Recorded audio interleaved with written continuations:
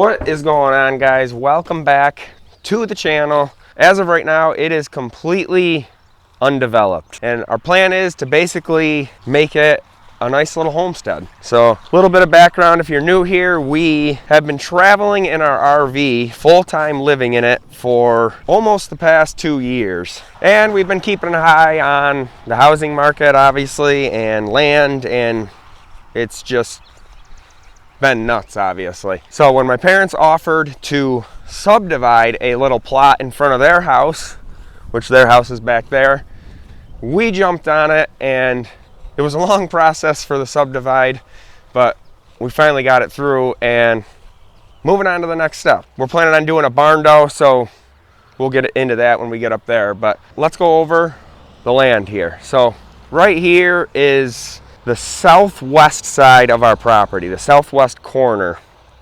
That's our property line, basically right in line with that telephone pole, so it makes it really easy to see from a distance, which is kind of nice. Obviously, one of the first things we need is a culvert here and a driveway to start it.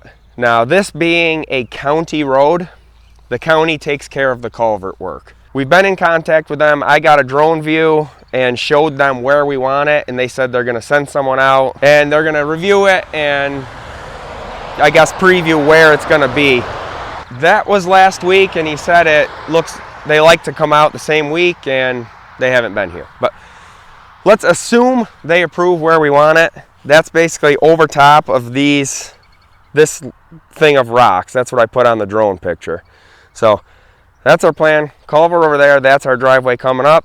I think they said they do the first 15 feet or whatever, so then we'll have to pick up with the driveway from there, which our plan is to come up through here, driveway, follows, kind of curves around right here. So this is just kind of an existing driveway down, and we're calling this part of the property the pit. We'll go over that in a minute. We'll walk down there, but let's get into what our plans are for as far as a house. So there is going to be a barn dough. I have it staked out. I roughly staked it out, and I'll show you kind of our inspiration picture up here, and I drew up a quick floor plan. But that'll basically make, we walk out of our living area on this side of it, and then we got this whole level area as a front yard. As far as the back of the property, you can see the stake over there. So this, like I said, we kind of want to set up a homestead and, grow as much of our own food, live off the land. We already started. We made some raised garden beds the other day, just really small and simple right now, being that we're not really living here yet. So this area, I'm kind of planning for that, kind of a gardens, some raspberry bushes, and maybe strawberries and whatever else. So that'll be our backyard. This property line up there, like I said, it's against their driveway. It kind of slants along there and then runs up this hedgerow back here to the back property line. So my uncle's property, that's where I've hunted for years. So that'll still be kind of nice. I haven't hunted in a few years, being that we are traveling and I've been busy with work, but to be basically right in the backyard again, and Cam showing interest in guns and hunting, will probably pick back up with that. So, and then down here is where we are our initial thoughts are going to be like the animal portion of homesteading. So if we do, obviously we're going to do chicken laying hens to get our own eggs like we used to do at our old place. And this will just be kind of a nice place down here because it's basically not a great spot for anything else, and it just kind of makes sense to put them down here. It's usually windy, so this will be protected from the wind a little bit and kind of hidden from the road, since the road's right on the other side of this bank. So just kind of makes sense to put a little chicken coop down here and whatever else we decide to do. When we were first walking up the driveway in the beginning of this video a few minutes ago, this is the driveway that came down. Another thing is a playground down here for the kids, protected from the road, protected from the wind. It's another thing. So lots of options. And then walking back up through there, this is where you pick up with the regular driveway again up to the barn door. So, and then there's another little area here. It's basically the only corner we haven't really checked out yet. It's a little mowed area. See the other stake basically right on their driveway. So we own all that back there from here. I don't know. Basically, you can imagine anything. I got a bunch of stuff imagined in my head. It's just gotta become a reality. We got quite the morning planned. We are going to be clearing some land on some property we bought. Okay, so down here, this is what we've been calling the pit. And it's an area I've really wanted to get cleaned up. We've got one little trail going through here. So there's a few decent poplar trees that I want to keep, but I want to clean up around them and just get rid of this tall grass so we can see what we're working with down here. Another poplar tree over there, clean up around there and just make it look a lot better. And if there's one thing about clearing land, it's a lot of work, but it is super, super rewarding work. So that's what I'm looking forward to today. Clearing this stuff up down here and seeing what we can turn it into. This should be a nice, decently usable space. So let's gather some tools out of the trailer. Let's get started on this. Alrighty, let's see what we need here. Weed whacker, hole saw,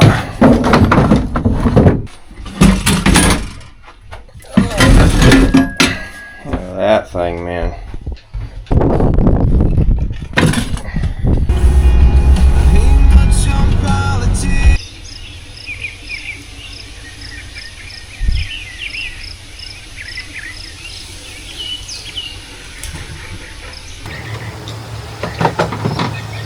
Old school weed whacker.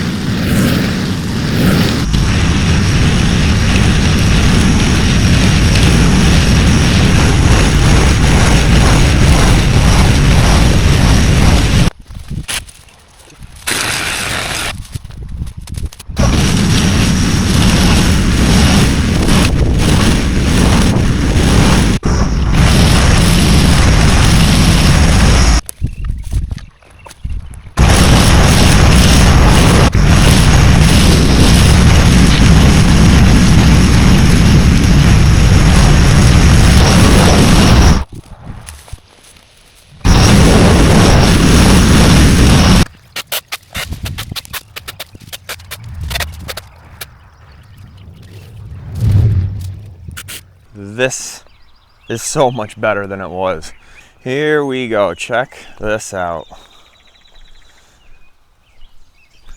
It's crazy how much it opens things up.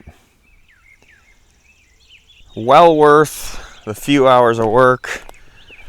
Cleaning up under all these trees just makes it so much nicer. You can actually get under it, have some shade when you need it. I still want to clean up more around here. I left a couple of the small walnut trees. Just trees take a long time to grow, so if they're already established, I like to have them there. I tried starting a fire, but you got to get a really hot fire to burn all this green stuff, and it just kind of smoldered out eventually, so I have to take care of that. Found a nice tire. Have to make the kids a tire swing, probably right under one of these trees, which will be pretty nice. We own a little bit more this way, but there's a ditch down in here, and I figured I'll just clear on the side of that ditch, and that'll be as good as it goes. Better. There's so much things we can do down here now. Opportunity for chicken coop and whatever. So just an amazing transformation with half day of work and some effort.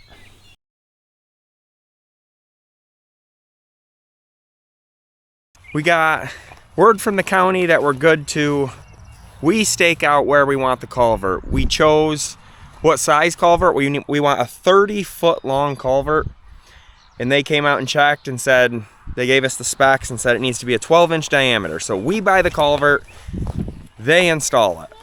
Being a county road, at least that's our case. That's what we were told to do. So we're gonna stake out the end of our driveway where we want the culvert.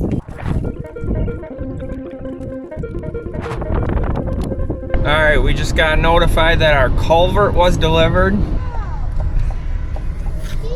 Looking good. They're not too bad, man. I lifted the whole big one. There we go, man. That's gonna be the start of our driveway. We'll be able to get Big Mo through there, no problem. Through here? No, over it. Try dragging it.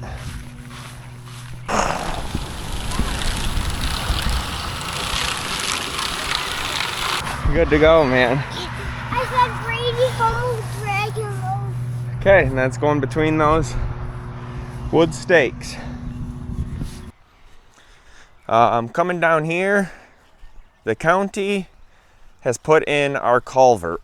So I was hoping they would do a little more. I was hoping it was going to be usable at least, but all they did was put the culvert in, and as you can see, there's still a giant drop here. So we can't really pull anything in and out yet. So our contractor has got to pick up with this, whoever we decide, and we'll get the driveway back going.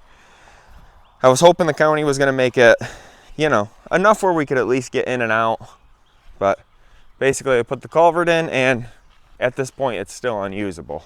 Luckily we still got my parents' culvert we can use. That's where we're at with the driveway. All right, so now we're getting closer to bringing our RV over here so that we can stay over on our land. And basically what we got to do is set up like a temporary campsite for it. So it'll basically just be like how we've been living for the past couple years, except it'll be on our own land, which will be nice. So we're thinking down here, it'll be away from where we're gonna be building the barn dough up there, and it'll kind of give us some coverage and shade and stuff. Thinking about backing it in right here. So we might have to clear a few things out, but I think it'll work pretty good. So we're gonna measure and just see how it'll all work. Driveway comes up right here, and we're gonna make like a kind of a temporary campsite right here. So I'm gonna clear out a lot of these bushes, trim some limbs, and probably clear some of this brush in here to make sure it fits right here without interfering with the driveway. The biggest question is getting power to here. I am not sure which pole they'll have to come off of. I don't know if it needs to be one with a transformer, probably. And the nearest one would be over there. So So it'll be kind of interesting to see how that works. But maybe they can come off any pole. Then it would probably be that one. But this will be a nice spot to keep out of the way when they're building the barn door up there. Stay out of the driveway and kind of be shaded. And it's semi-level. So, should work good. Dude, those don't look like work clothes. We've got to clear a campsite. Yeah. So we've been traveling the whole country at campsites. Now we got to make our own campsite. Yeah. That should be cool, huh? Yeah. Ideally, what we're going to want to do is pull through here, I think. So we can face this way. And then the electric's going to be... Is it just spreading? Yeah, I'm just letting it go. A nice controlled burn. Oh, well, my mom texted and she says we're leaving in the morning and we're planning on taking the kids. And so I don't have any call, not a turn. Passing along.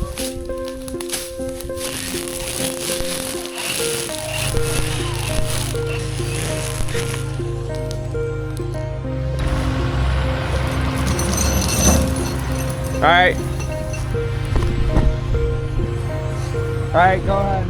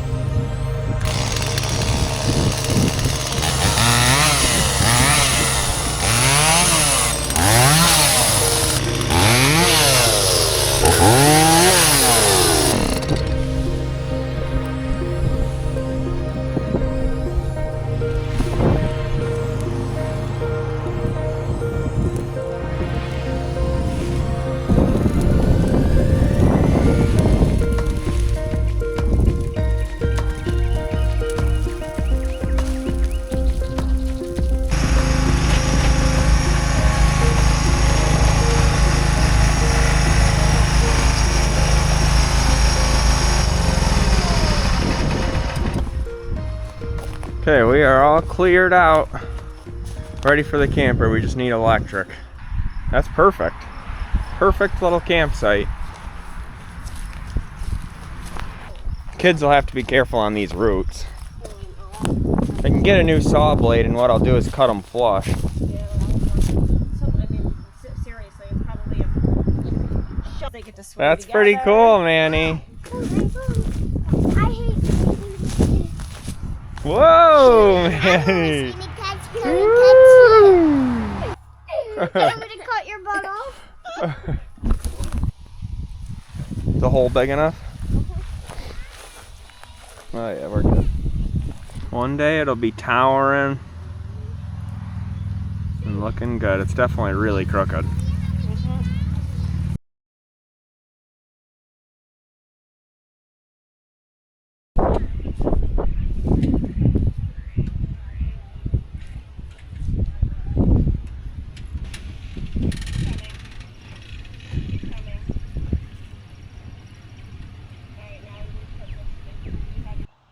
Oh, look who is enjoying the sunrise out here.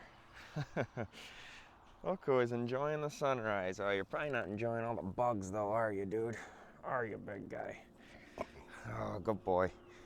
Good morning, guys. I have got some updating for you. The biggest one is we got the RV on the property. So we are officially living on our property in the RV. We chose this spot down here. We cleared out a bunch of bushes, mainly because it's out of the way, kind of where the driveway is gonna go.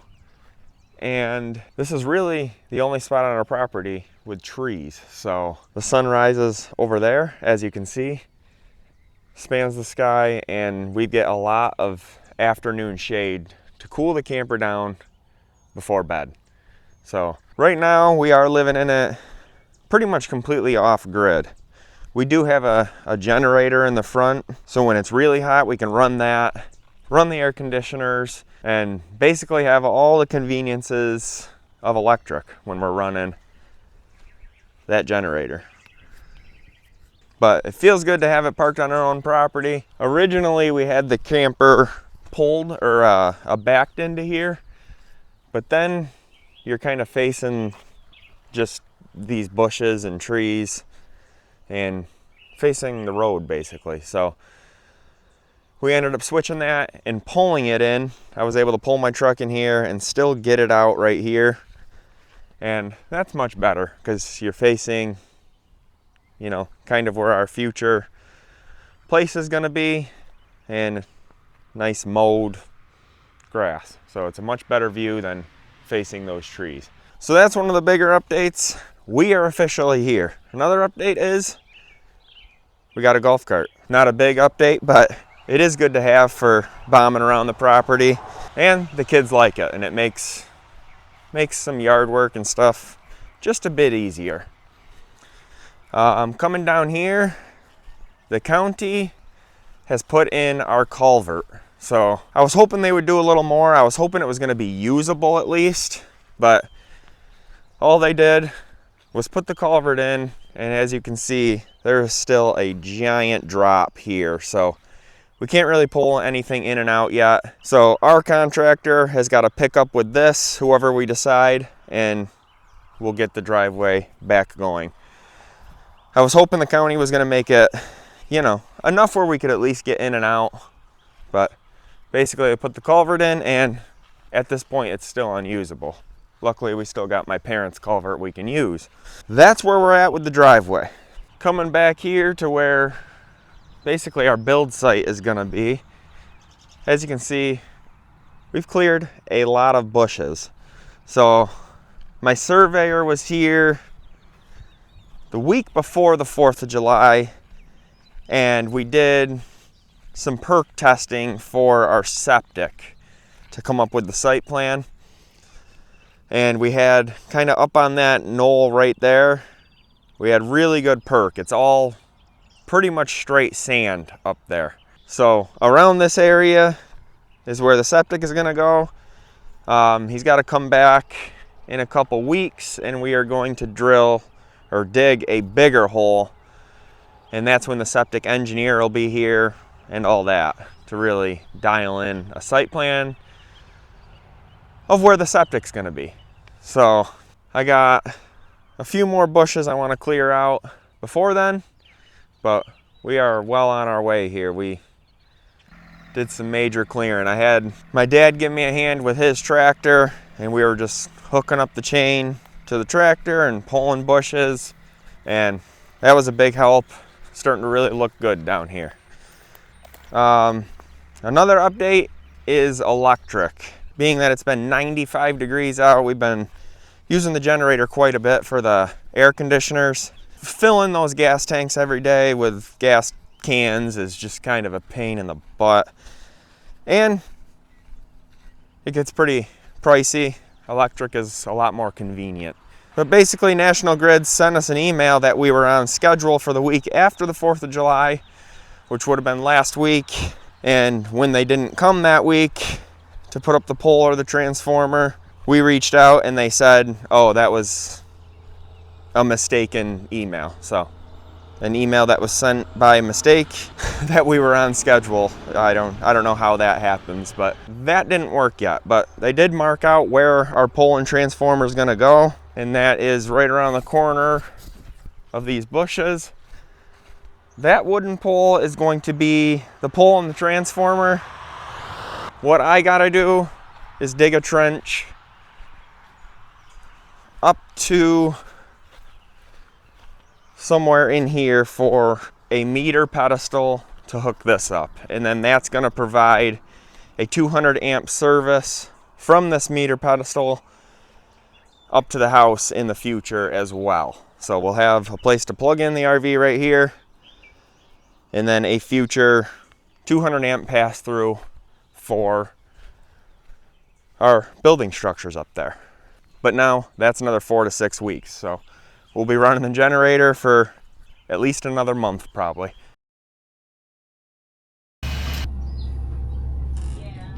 Fresh tank down to 33%. That's gonna become an issue. All right, so fresh water is a necessity and we are getting low. So I'm gonna go pick up a couple tanks that are right down the road and we gotta figure something out.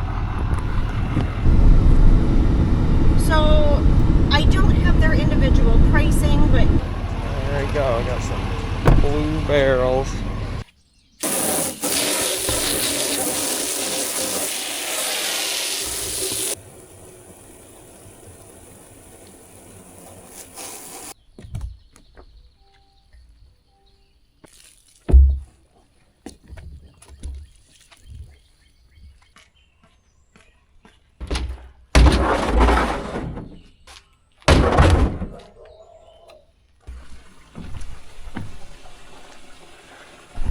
Okay, filling up. to furnish. Like what size apartment? All right, just got back from filling the water tanks that we just picked up. And ironically, look who pulled in behind us. We called a couple weeks ago about getting a well drilled, and they said they were gonna stop in when they were in the area, and they just stopped in and left the truck here and are going to be drilling a well tomorrow. So may have did all that messing around with these tanks for nothing, but that's all right. I'm sure we'll use them for something.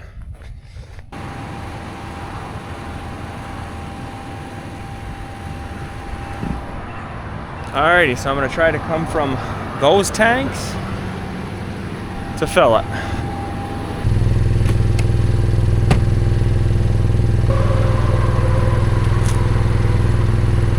So I'm gonna hook just a regular garden hose up to the city water connection.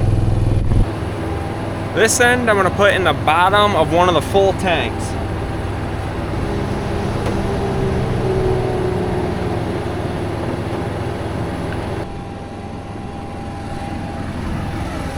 Make sure there's no kinks. All right, I've got a shop vac here. I don't know if this is really needed, but I'm gonna fill the hose with water first, just to kind of get the siphon started.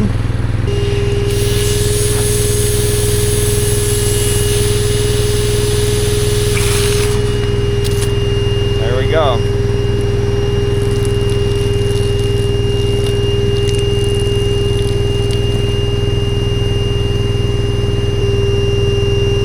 And I'm gonna switch to sanitize. Okay, so I switched to sanitize down here. That just says siphon to tank via pump. So it's using the onboard pump to siphon water from that tank into our freshwater tank. You can't really hear it going right now with the generator going, but the pump is running.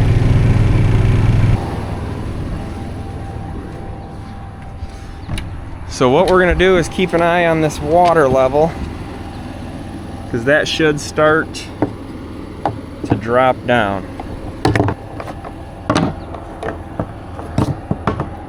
So she is really full right now. Hopefully she'll start to go down. Might take a little bit, but we'll see. What's up, man? Yeah. You know how to start it, right? Yeah, this one. Yep. Fire her up, dude.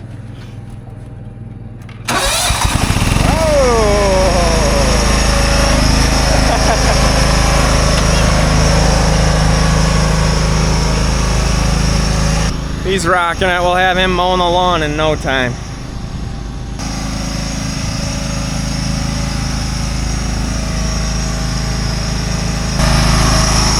starting to rain. You better kick it in high gear. Pedal to the metal. Want me to put it in there? You want me to put it in there? Holy cow, we might have to hunker down in the trailer, man. Now it can stay dry in there.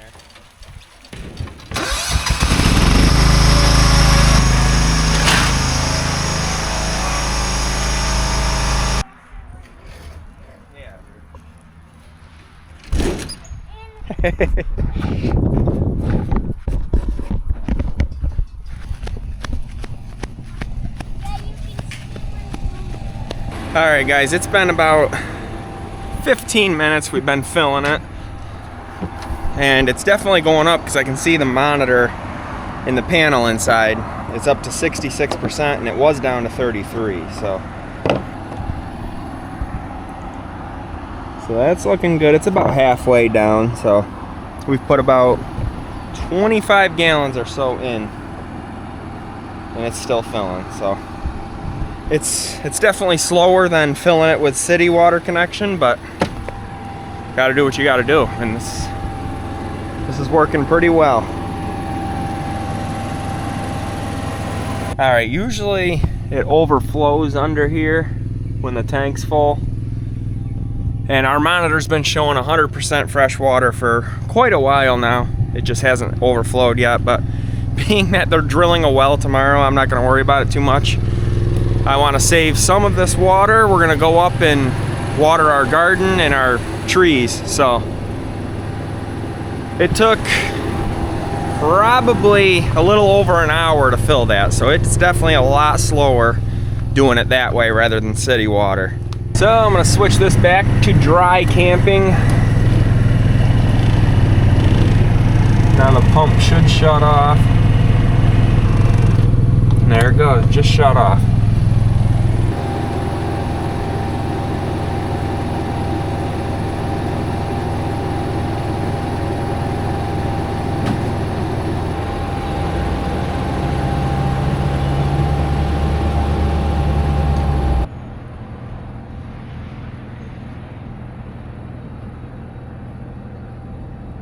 Good girl, Mo.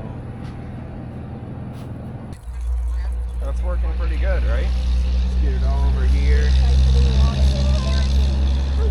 Okay, it's recording. That works out pretty good, huh? All right, we're gonna go do the pump, or we're gonna go do the garden now. All right, you're driving?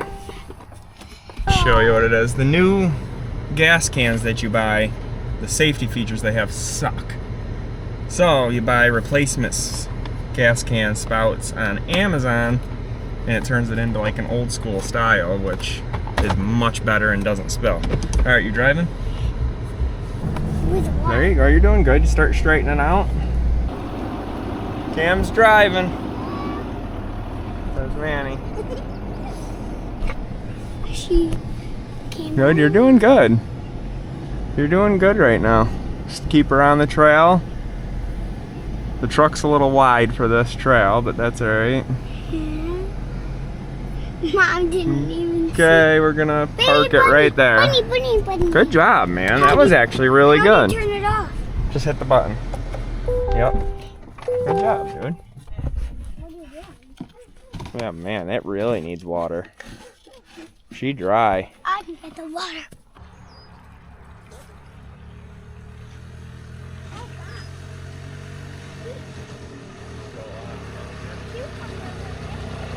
Dad, where is it?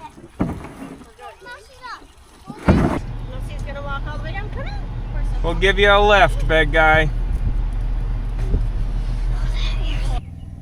You see one? Oh yeah, it's over there. Let me see if I can try to get one. There's a lot of them, man. I know. I just seen one right here. Yeah, I flew. Right There there. he is. There he is. You get him? Probably. Yep, right there. You got him. He's a baby. Yeah, that one is small. Dad called a baby. Let's see if he lights up. A really baby. Yeah, that one is a bit. Oh, just flew away. Alright guys, we're gonna call it a night and we'll pick back up tomorrow morning with well drilling.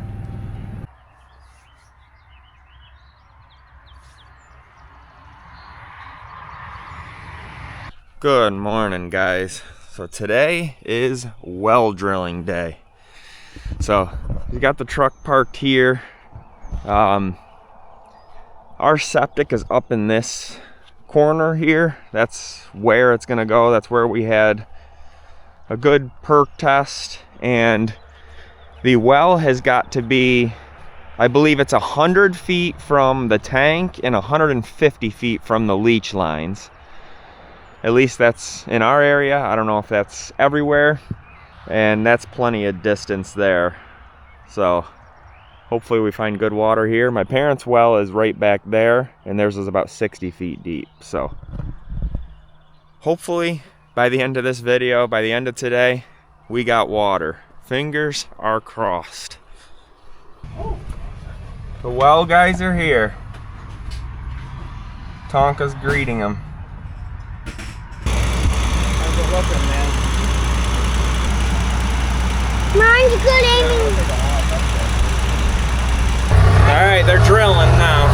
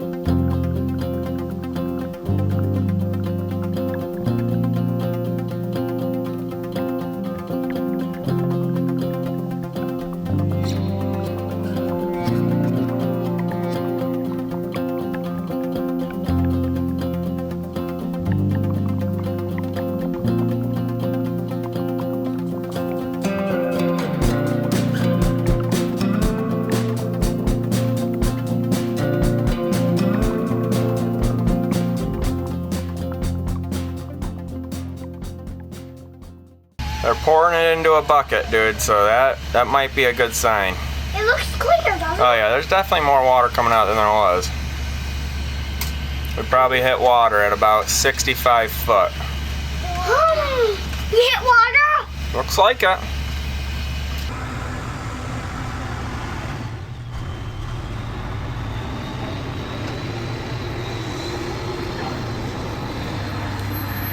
Well, guys are headed out. And we got a well. Woo! Alrighty, it is a couple days later.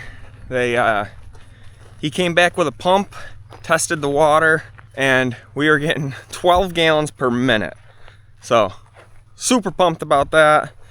They came back and installed a pump for us, as well as a frost-free hydrant. So, it's kind of just like an RV park. It's got frost-free, so we don't have to do any winterizing.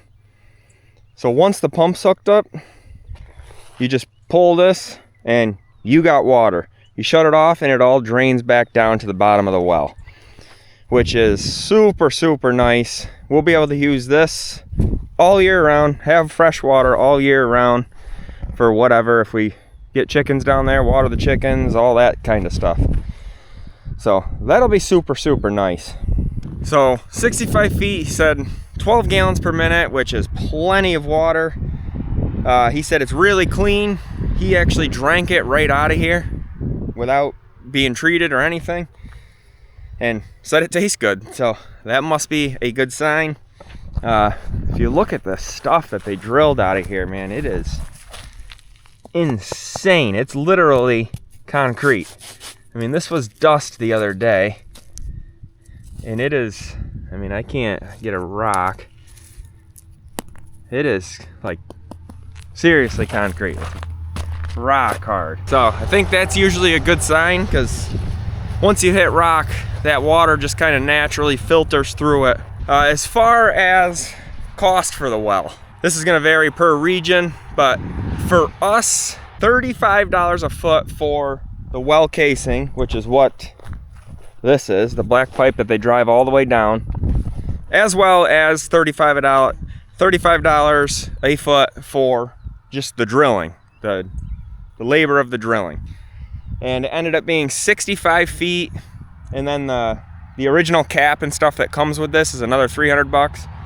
So it was about $4,800 for the well, the casing, and the cap. And then they came back today and it was another $1,500 for the frost-free hydrant and the pump that includes the wire up to here. So I highly recommend Bartlett Well if you're around the Finger Lakes area in upstate New York. Awesome people, family-run business. They were absolutely great. So I highly recommend them. And then once we get the house built, he'll come back to run the wire up to the house, as well as put gravel around this and stuff. So as far as getting water right now from here to the RV, I don't quite know yet, because obviously this will not work without the pump, obviously. So I think once we get the pedestal over there from my electrician that I'm hiring to do that, as of right now, we're still waiting for our pole and transformer from National Grid. I don't know when that's gonna happen.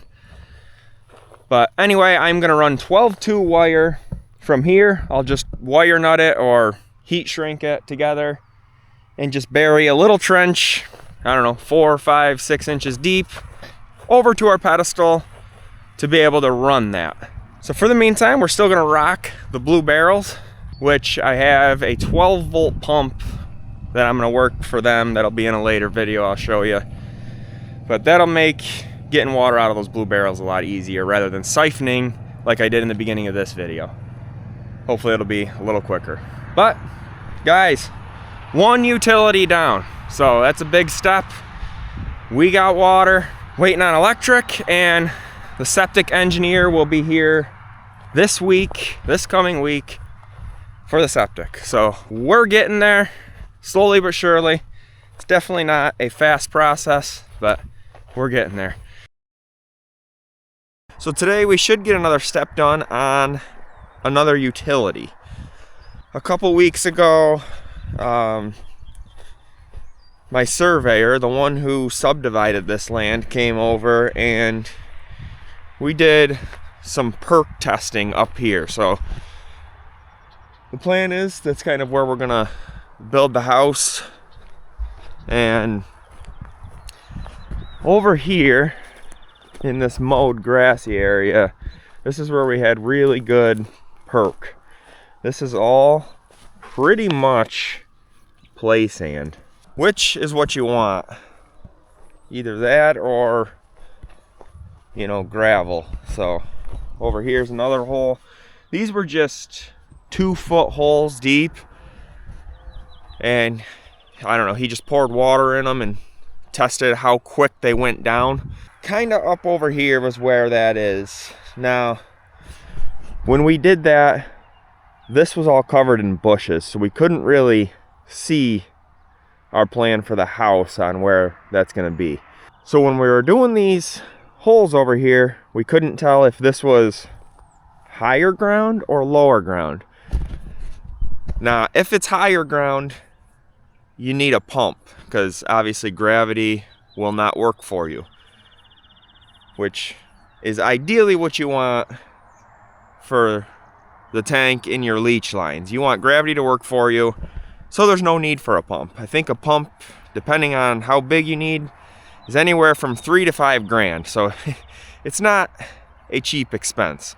So today, the engineer is going to be here for the septic, and it's the deep hole test. So they got to dig a hole that's about 6 foot deep, I think, 8 foot long and 4 foot wide.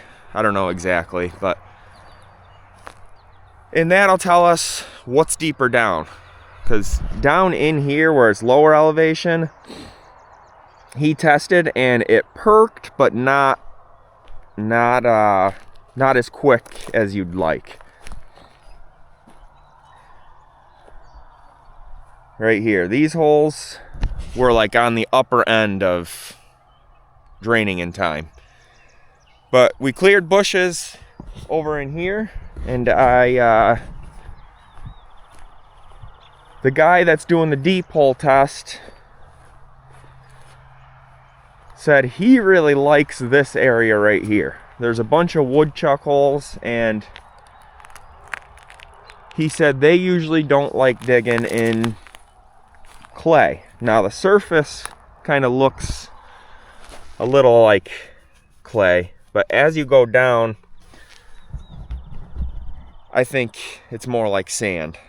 So this would be really nice, because then you're downhill. You could have the tank up here and it leach down for you. And that is what you want. See, this here, this is more like sand. So when me and the surveyor did the perk tests over there, we couldn't get to this. It was all filled with bushes. So today, hopefully we'll be able to dial in exactly where the septic's gonna go and avoid having a pump. Yeah, you can check it out, man. That thing ripped. Backhoe is here. That thing rips.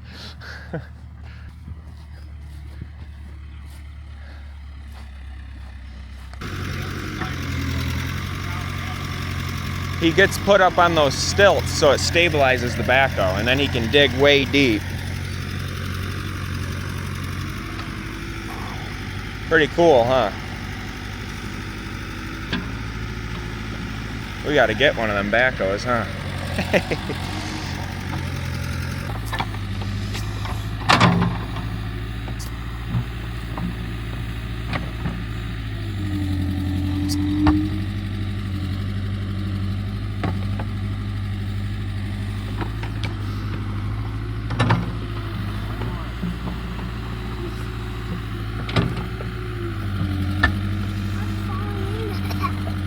Oh yeah, be careful there, man.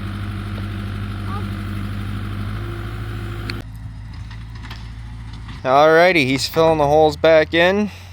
Engineer just left. Hit quite a bit of sand, so things are looking good. You didn't want to come up and see the backhoe? I like backhoe. You don't like the backhoe? Come on, Manny. Alrighty, we got another step down on another utility. This time it was the septic. So we dug the deep hole tests down here. I'll get into that in a second, but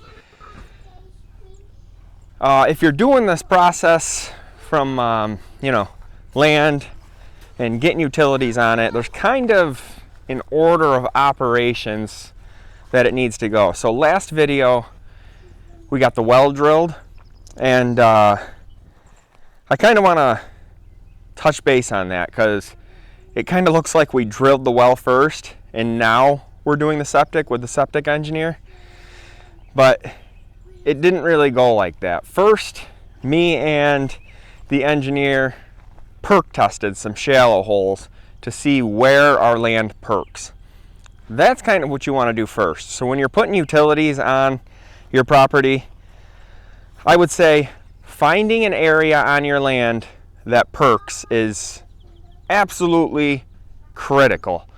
And that should probably be the first thing you do. Because as far as drilling a well for water, that can pretty much be anywhere on your property.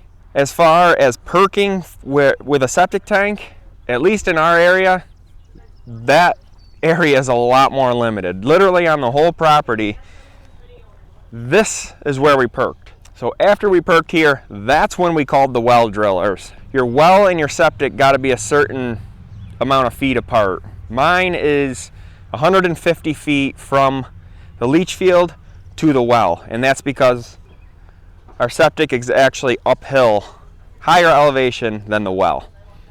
So that's kind of an important order of operations. It's something you got to figure out, because when you're going all through this, there's so much to do, and there's so much that needs to be done in order, and like just coordinating everything with everyone is kind of turns into a pain. So I recommend get your perk test done first and figure out where you're going to perk for septic.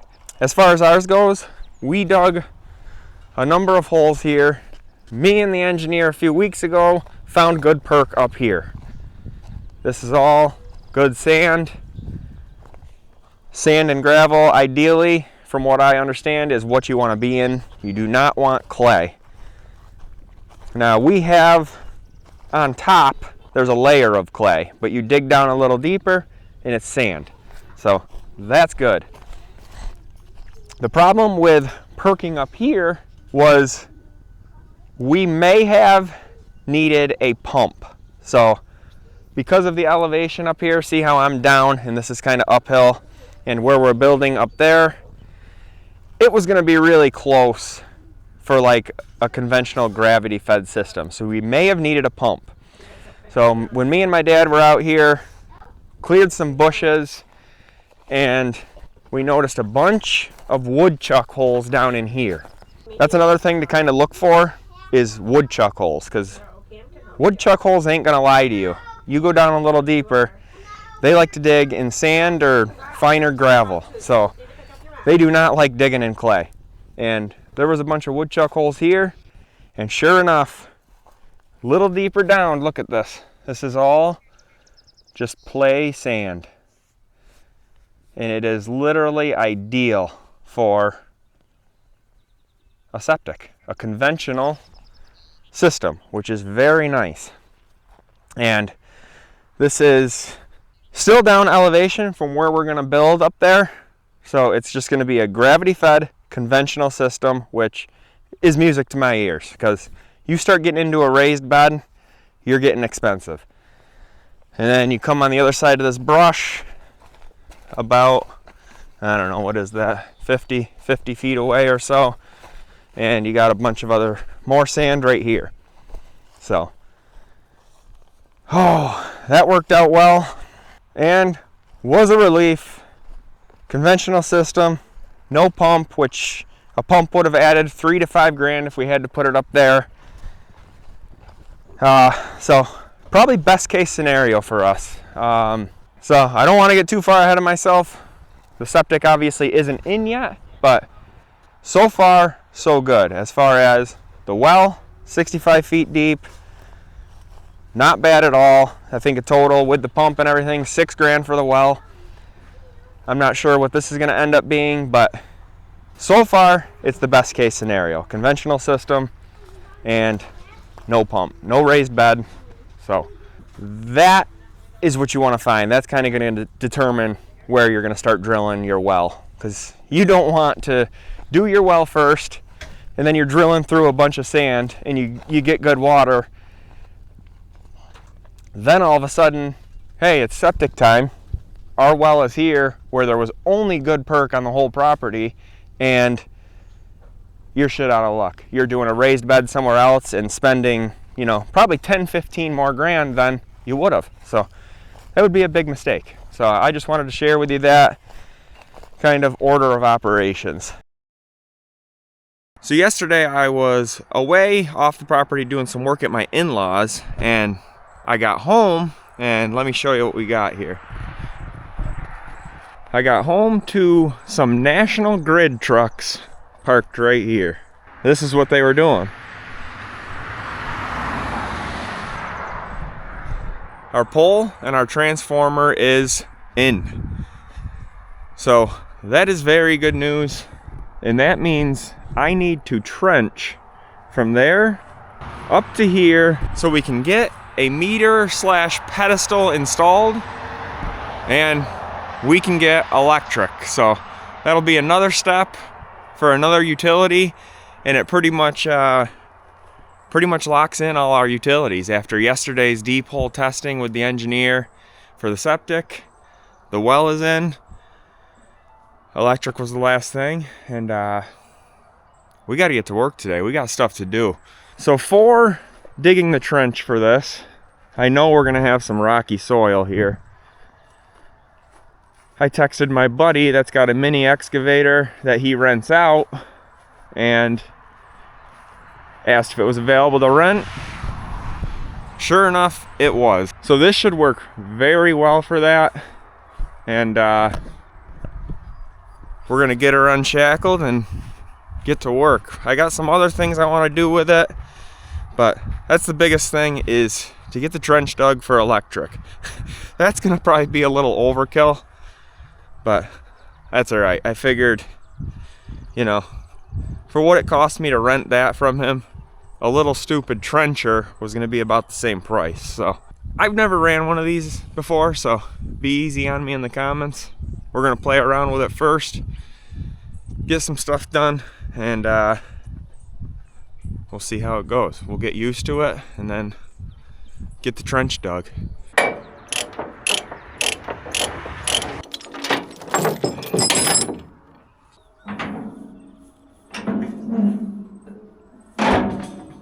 Oh, alrighty, here goes nothing.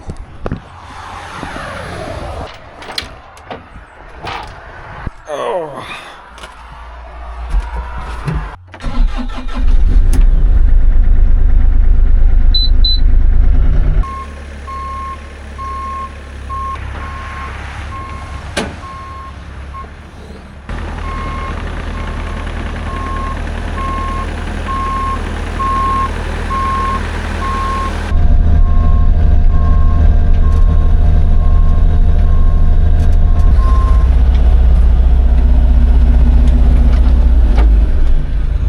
Alrighty, so here we are. I am going to come up between these two trees here, and the pedestal is going to go right on the other side of that. So just kind of a trench to that pole in the straightest way possible. Maybe I'll get rid of some of this stuff. There's one way to do it, and that's just do it. So let's do it.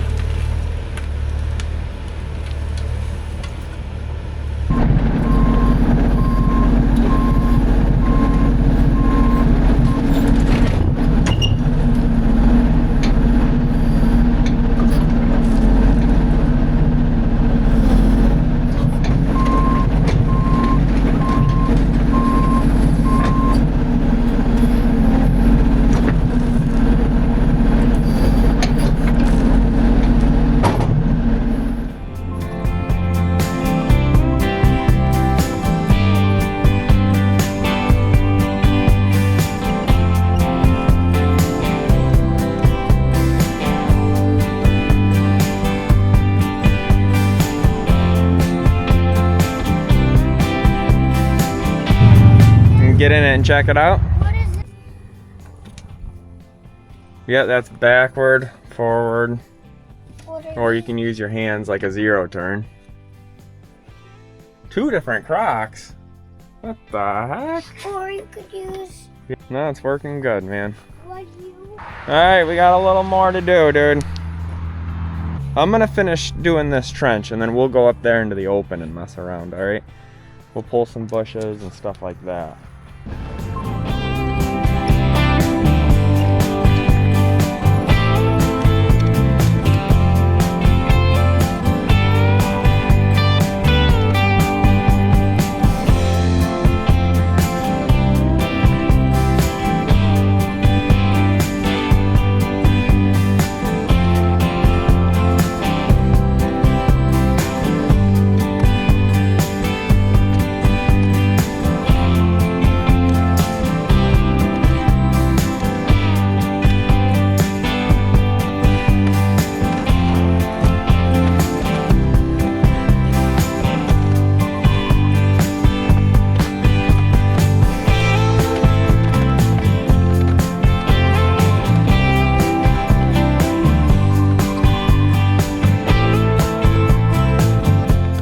That thing is fun. I am gonna stop that there. We're good to go here. All right, so we're gonna go get some other things done with it, right? Let's go. All right. Oh, here, you gotta do the camera work. Here we go, dude. Watch this.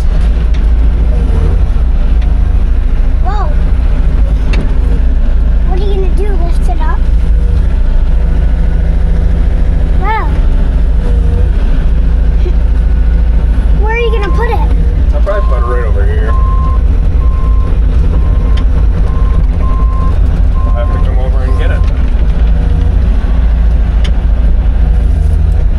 Yeah. I'll go in there and get it. Is that cool? You like it?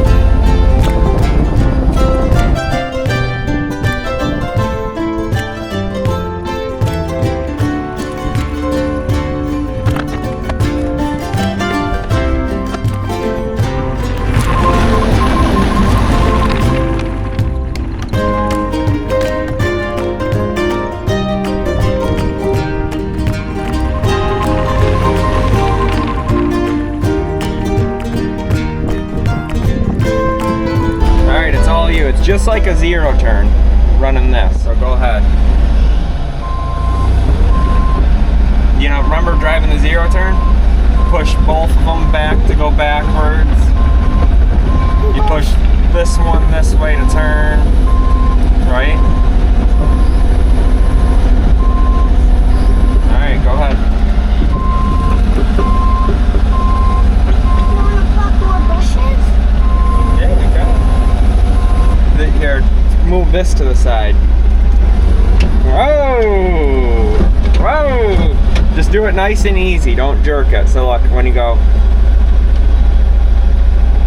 see how nice and easy it moves? This pushes the bucket out. And that pulls it in. Yep. There you go. Nice and easy. Good job. Pretty cool, huh?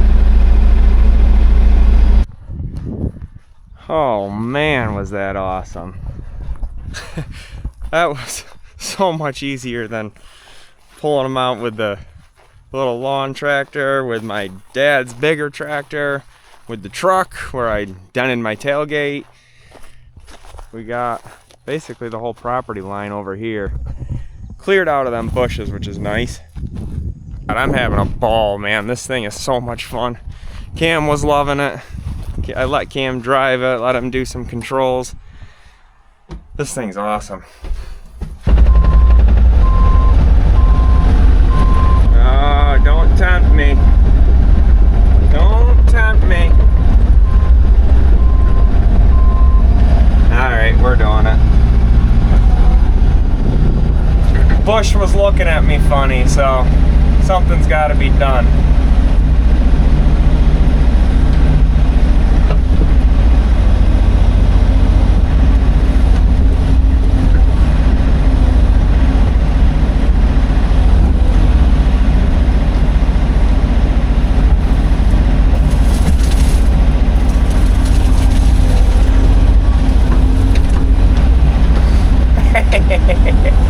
Oh man, if I owned this thing there would be nothing left on this property.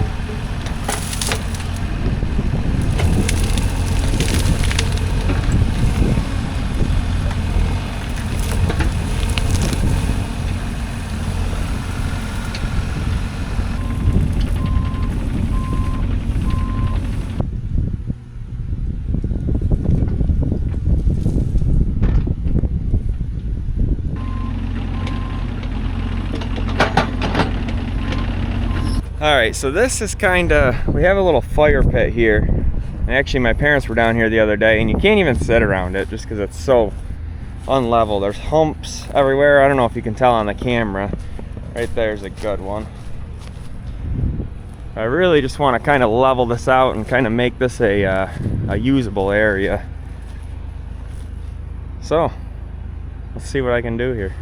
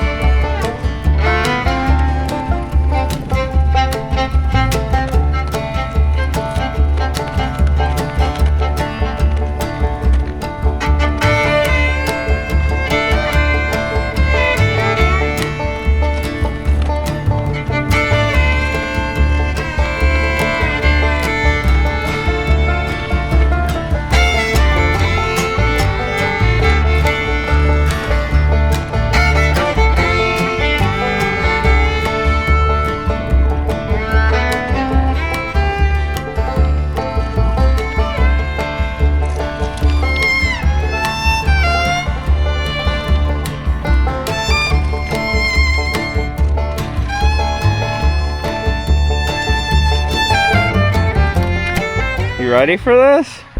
It's Manny Moo's turn. That's pretty cool, huh? Want me to help you? Look at that, Manny. Woohoo! Ready? And then I use my feet to go forward. Ready?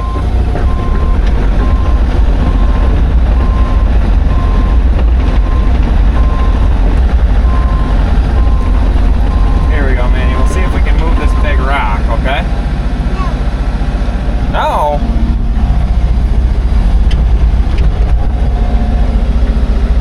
Let's see if I can do it with holding the GoPro.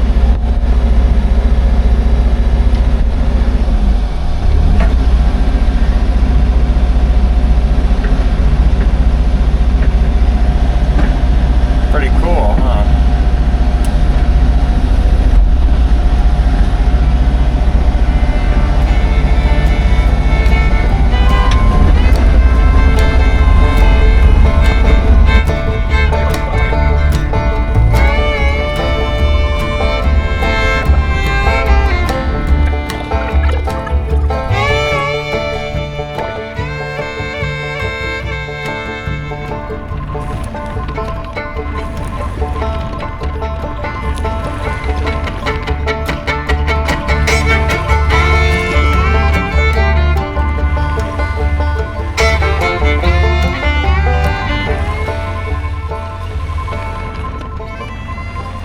Having way too much fun on that thing.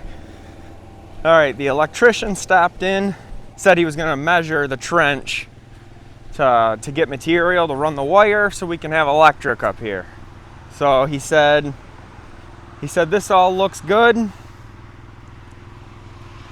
We're good to go, so not bad for my first time, I guess.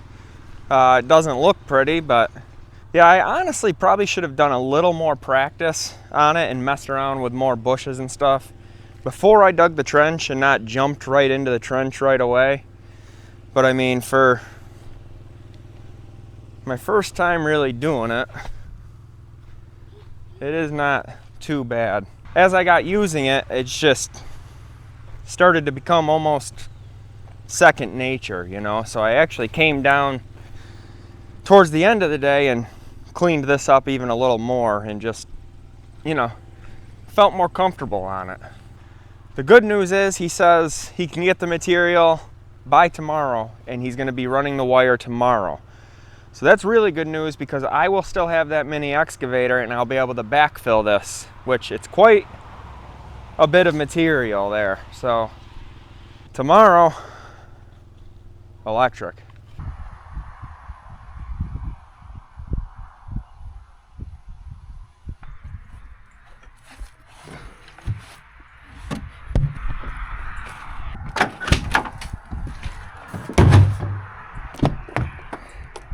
Well, hopefully this is the last time I'll have to do this for a while. Let's see, I've been thankful to have the generator, but I really want electric. I have filled these gas cans so many times the last couple weeks, and being hooked up to electric will just be so much more convenient.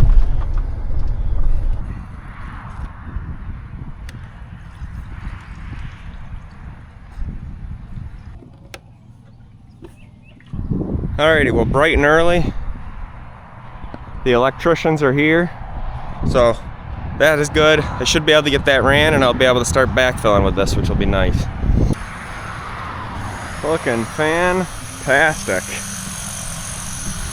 Got the conduit in. He's putting in grounding rods.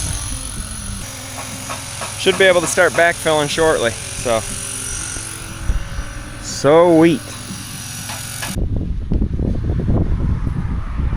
Alright, hey guys, checking back in here. Look what we have here. Sweet deal. Here's the RV. I am pumped. There's the electrical meter. National Grid will put that in. So basically what we're waiting for now is, I guess National Grid requires a third-party inspection from someone other than National Grid and other than who did it. So they gotta come do that. Once that passes, National Grid can come hook this up. Like I said, I'm borrowing that mini excavator from a buddy of mine that works for National Grid. So he's trying to find someone to inspect it, and he's working till 9 o'clock tonight, and he said if we can get someone to inspect it, he can hook this up tonight. So that would be fantastic, seeing as how it's like 94 out right now.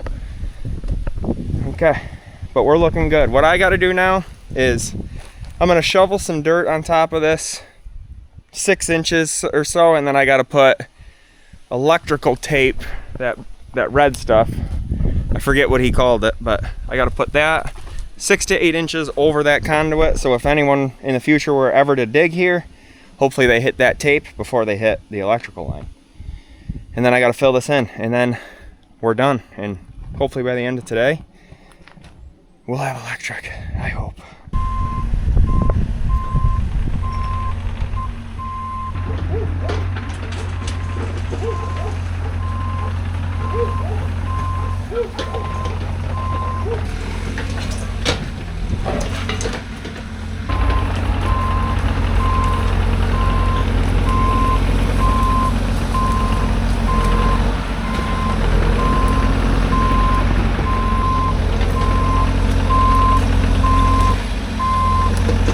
Alrighty, well that's gonna be all she wrote for the mini excavator for now. We'll see what we get next, but I got that all filled back in. Not the best, I was kind of in a rush. The inspector actually came out. I might get a rake and just rake it out a little bit, but the inspector came out. We're good to go here. And National Grid, I believe, is on their way to hook it in. So that is awesome. I think we're gonna have power tonight, which is really good timing because it has been very hot and humid today, and it's nice to have the ACs running at night. National Grid is here. Pumped. Alrighty guys, we are on day 3 of this video and we're wrapping things up here.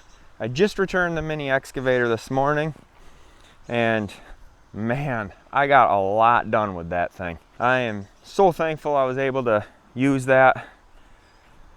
Oh, the electric is in. We are hooked up and everything. The ACs are running right now and you do not hear the generator. So I am so thankful for that. I slept so good last night. I was able to fill this in, backfill it.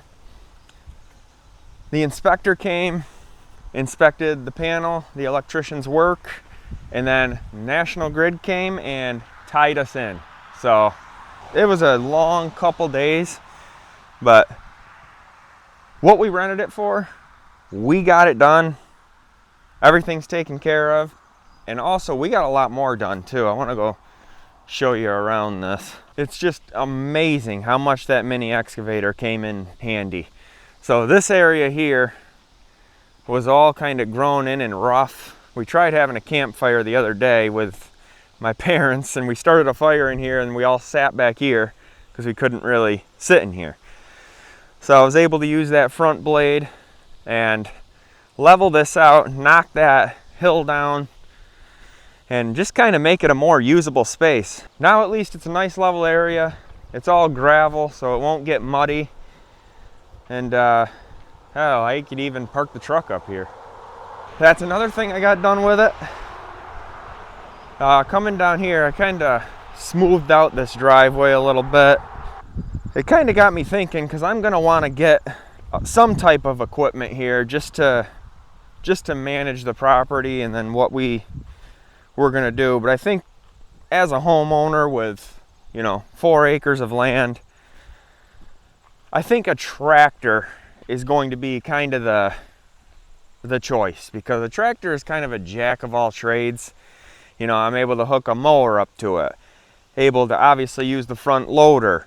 You can get a post hole digger for it. You can get a backhoe attachment for it. Now a backhoe attachment isn't going to do anything as good as that mini excavator did. I mean, that, oh my God, that thing was awesome. With the remote thumb, being able to grab bushes and just pluck them out of the ground, no problem.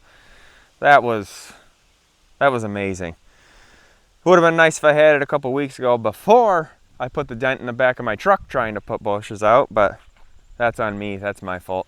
But I was able to get in here with that front blade, kind of smooth it out, level all that, and same with over here. This was all really rough in here. I couldn't even mow. There was like a big hump here, a big hump over there. So I just kind of used that front blade and leveled things out a little bit.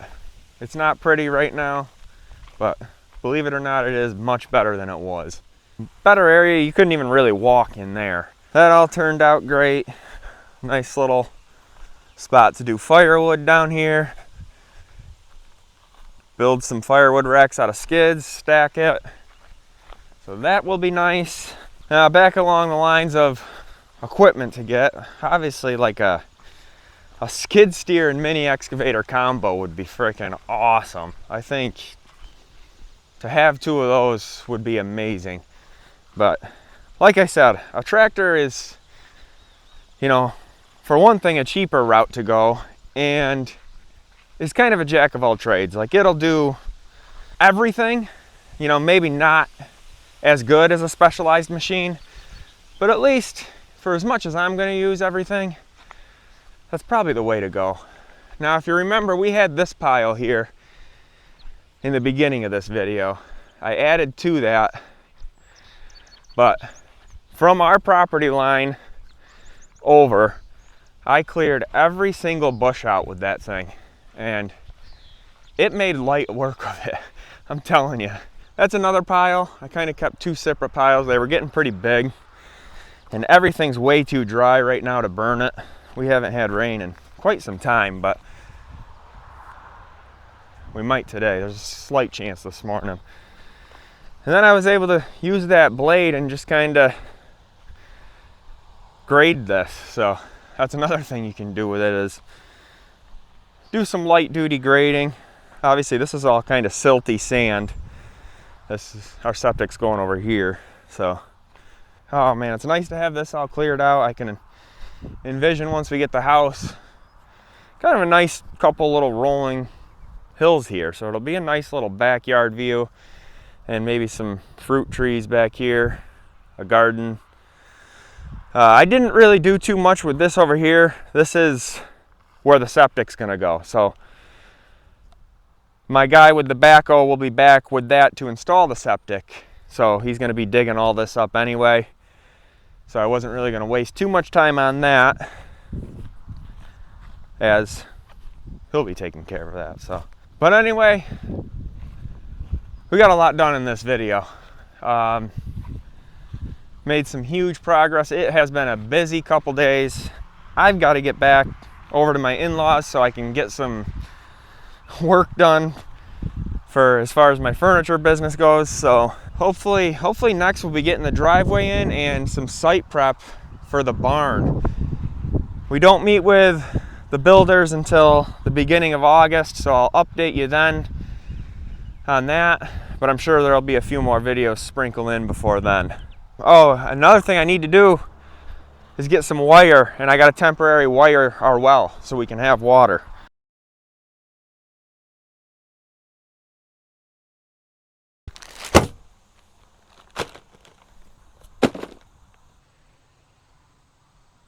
Hey guys, welcome back to the channel. So we got our well drilled a few weeks ago, actually probably a month ago now, and we have yet to pull any water from it. Well, today, hopefully that changes. So we've got the pump in, frost-free hydrant in, and when the well people were here, they tested it and there was water. So we haven't had rain since then, but hopefully there's still water. I got about 10 foot of cord here, and I bought 200 feet of cord that you just saw that I am going to temporarily wire to our pedestal down here. Now, I am not an electrician. I want to make that very clear. If you are an electrician, you can watch this and maybe leave a comment and tell me how I can do it better. If you aren't an electrician and you're watching this for guidance on what to do, and watch this and then read the comments to look at the electrician's comments, hopefully. But anyway, I have the pedestal here. I've got two 110 volt outlets here, and we've got a 50 amp 220 RV outlet here. The well pump is 220 volt. So we've got our breaker box over here where we have a 200 amp service and obviously a 50 amp breaker for the RV, and then the two 20 amp breakers for the 110 volts. So that's what I'm working with. With that being said, it is about 175 feet from the pedestal to our well. So I bought 200 foot of 12-2 wire. So I know that is right because the well guy told me to get this wire.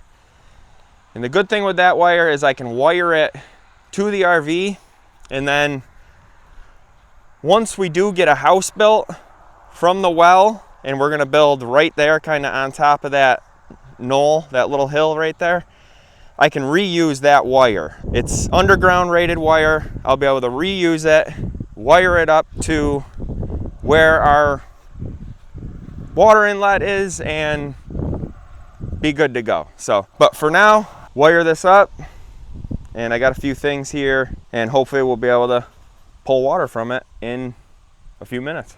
All right, so we'll start up at the well first with the wire and this thing. Alrighty. All right, so this is just a little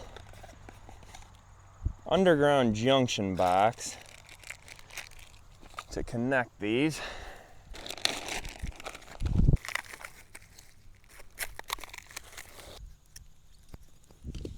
This has got 4 connectors, but obviously I only need 3. All right, let me show you what I got here. So for a 3-wire, 220 volt circuit, you got the green and the copper as a ground, and you got 2 hot wires. So 3-wire, 220 volt circuit, 2 hot wires and a ground. So that's all we got there connected. I'm just gonna close this. All right, so there's our connection at the well. Now we're gonna uncoil this wire down to the pedestal. All right, let's see here.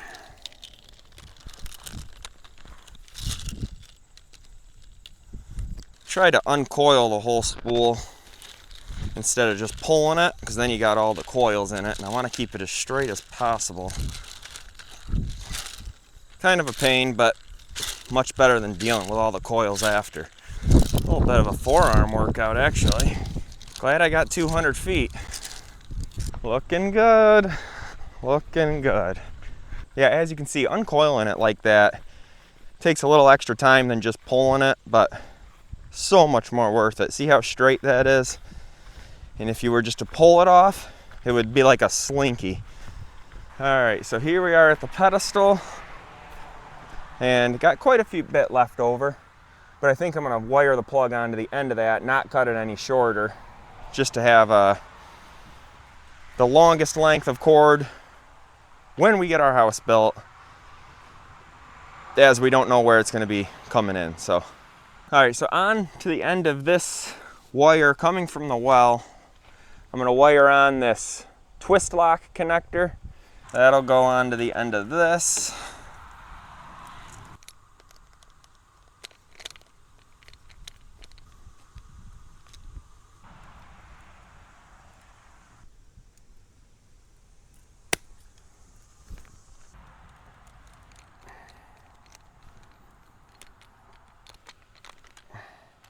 That's ready to be plugged in to power, and she should fire up.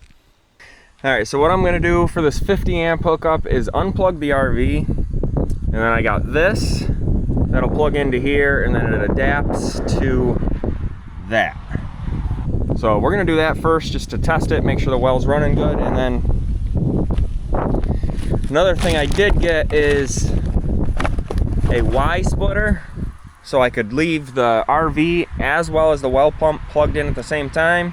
I don't know if that's the best idea, so I'm probably not gonna do that right now. Just wanna do this first to make sure it's gonna work. We are gonna shut RV breaker off, unplug this, plug that in, and then that's just gonna go into there for now.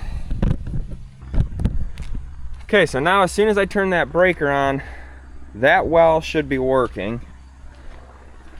So let's hit that on.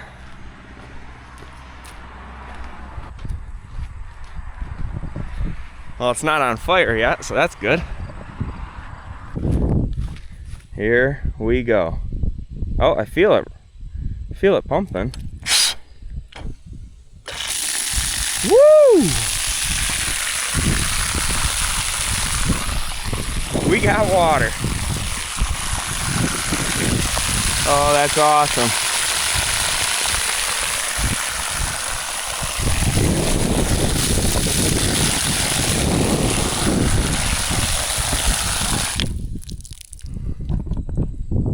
Hell yes. We got water. I am super pumped. All right, now I'm not gonna leave it plugged in, but just so I don't have to unhook the RV every time I need to fill the tank, I'm gonna plug this in. Yeah, you know what? Maybe I won't do that. This is a lot thicker gauge wire right here. This is pretty thin, so I don't think I'm gonna do that. I'm just gonna return this. And then when I need to fill the tank to the RV, which is not that often, it's a 159 gallon tank. So if I gotta fill it every 3-4 days, it's no big deal to unplug the RV for a few minutes. So for now, that's a pretty good solution. I think the best bet would be to get rid of this and just get a dedicated plug on the pedestal somewhere for this. Now I just need to get 200 feet worth of hose to get from here to there. All right, there we go. I got a couple 100 feet of hose, and I'm just filling our tank. So that works much better than toting these things around. That worked, but this is much more convenient, and it's our own water right on our own land. So I'm just gonna fill the tank, and then that's 159 gallons, and that keeps us good for a few days. So I'll fill the tank every 3-4 days and we'll be golden.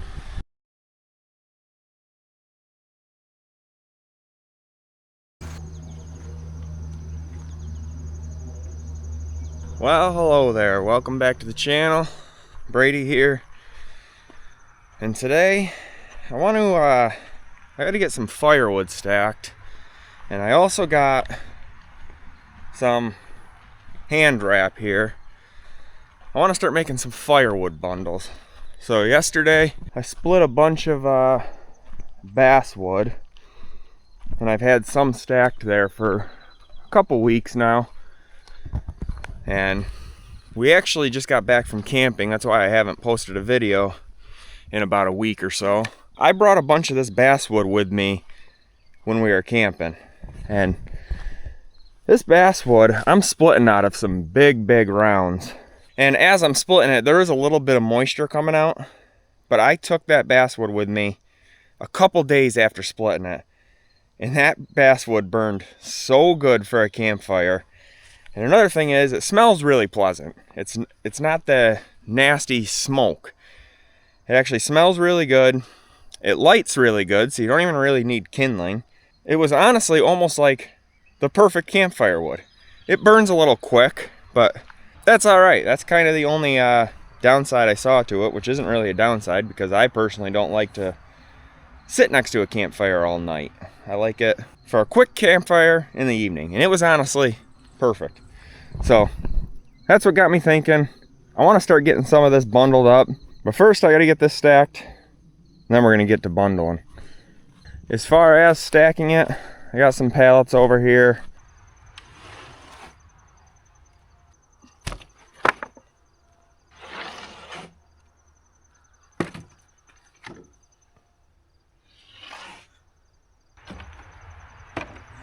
What my thoughts are here is a standard pallet is 48 inches across. My thoughts are stack 2 other pallets on either side of it, and then if you get 2 rows, 16-inch long firewood, 48 inches long, 48 inches high, each pallet is going to be a face cord of wood. So as you can see, I got some pallets around here. They are just so useful.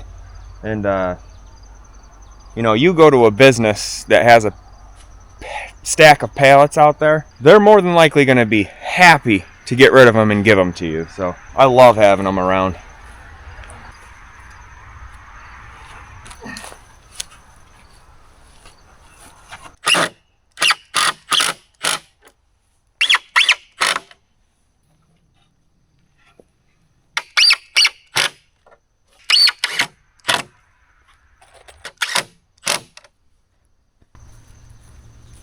Then I just got some scrap pieces here. Usually in the pile of pallets, wherever you get them from, there'll be scrap pieces. I throw them in the back of the truck too, just find a use for everything. But I'm just gonna make some quick side braces. As you can see, just screws ain't gonna hold that once you stack firewood. So a couple side braces about halfway up, you'll be good to go. I'm gonna put 2 shorter ones on the front here, because the piles right here, I'm gonna be stacking from this side. Then I'll put 2 longer ones on the back. Shorter ones will make it easier to get in here and stack it.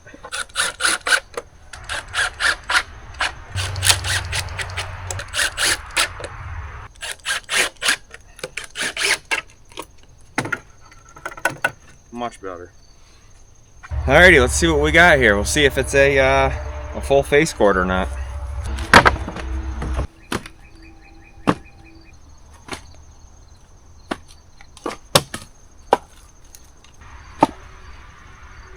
Alright, there we go. There's half a face cord. Another cool thing about the pallets is you got a runner down here right in the middle, and obviously there's a runner on the outside too. And if you keep them centered in there, it keeps your stacks pretty straight. I mean, all the way up. It's a good way to help you stack straight, which I'm famous for tipping piles over, so it works pretty good. We get one more stack in here, and then we got a face cord right here.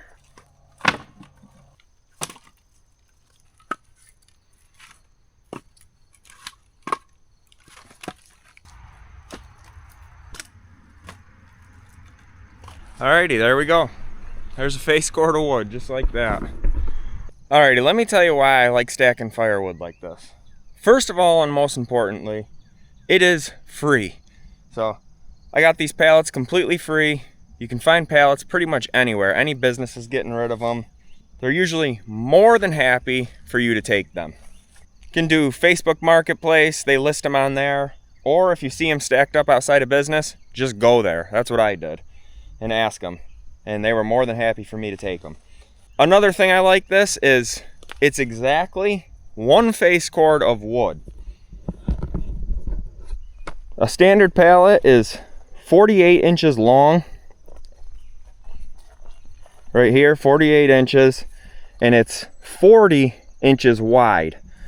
So I can get perfectly 2 stacks of firewood that are 48 high, 48 long, and 2 rows of 16 inches each fits on there perfectly. It allows for airflow in between. Another reason is it's manageable. Being made out of pallets, it's off the ground, and another reason is it's more airflow going underneath, but pallets on the side usually have these little notches where forks can go in. So if you have a tractor or a skid steer or anything with forks, you can move this anywhere you want. So I brought it to my pile, stacked it. I don't have a tractor, maybe eventually, but I could come in here and pick this up, move it anywhere I want. If you want to stack it at your house, move it to your house.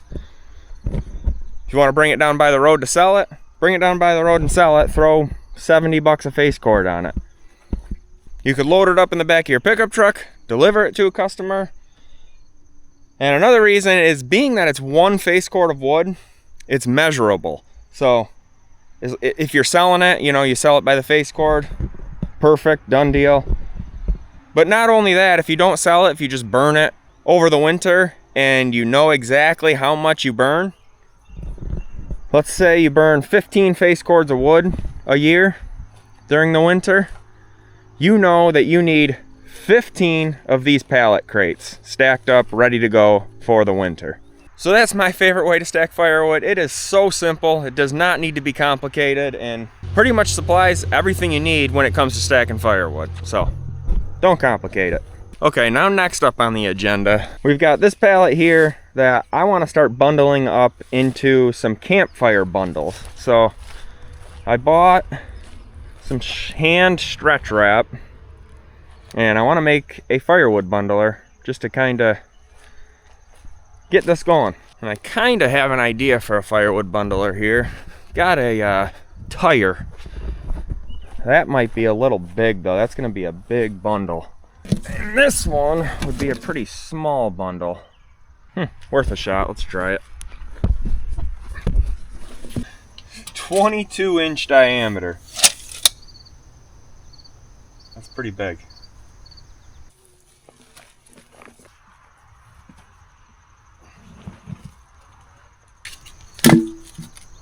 Alright, so I can already tell this isn't going to work because it's too wide.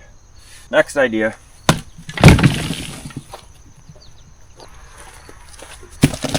Okay, now I got the smaller tire, and it's about 13.5. So maybe if I lay it down like this. Let's try it.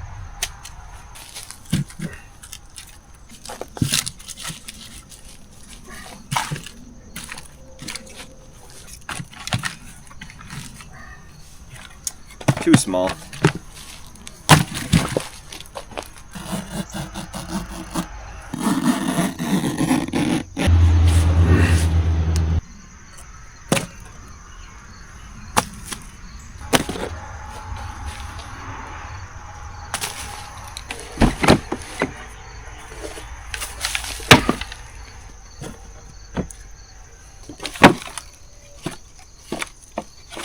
Tough to say how much a bundle is. I don't really think this is gonna, I don't think that's gonna stack too well or wrap too well. Biggest thing is you want to make it tight, because it'd be nothing more frustrating than getting it and just having it fall apart on you. Wow. There's no way you're gonna get that tight enough. Word to the wise, buy heavier wrap, because that is not gonna be fun.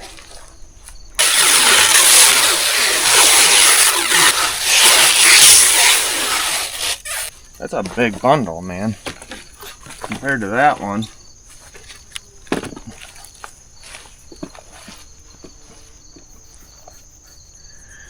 Not bad. We'll figure it out. Alrighty, the tire ideas didn't work. So what did work, doesn't look pretty, but it works. So I just broke apart pallets and just made a little U shape. And as you can see, we're making bundles. So just another thing that's pretty simple that I was trying to really overcomplicate with tires. So all it is I just took slats off the thing. These are the runners, and this was a thicker runner on another one. So pallets come in clutch again. And I think this is about 12 inches here and 16 up. So they're bigger bundles, being that it's basswood, soft wood. Burns pretty quick, so give them a little extra. But you could probably put markings here, you know, to make, you'll go 12 inches, make it a true cubic foot. Except it's 16 inches long, so it wouldn't be a true cubic foot. But anyway, I tested it out on a few, and that seems to work pretty good. So just kind of place it in here, just center the piece of wood, and then I wrap both sides. So it worked pretty good.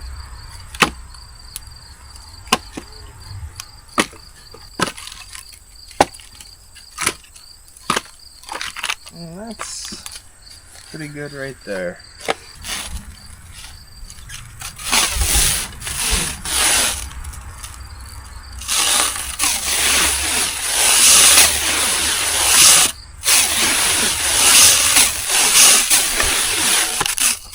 If I keep doing this, I'm definitely going to order thicker gauge stretch wrap.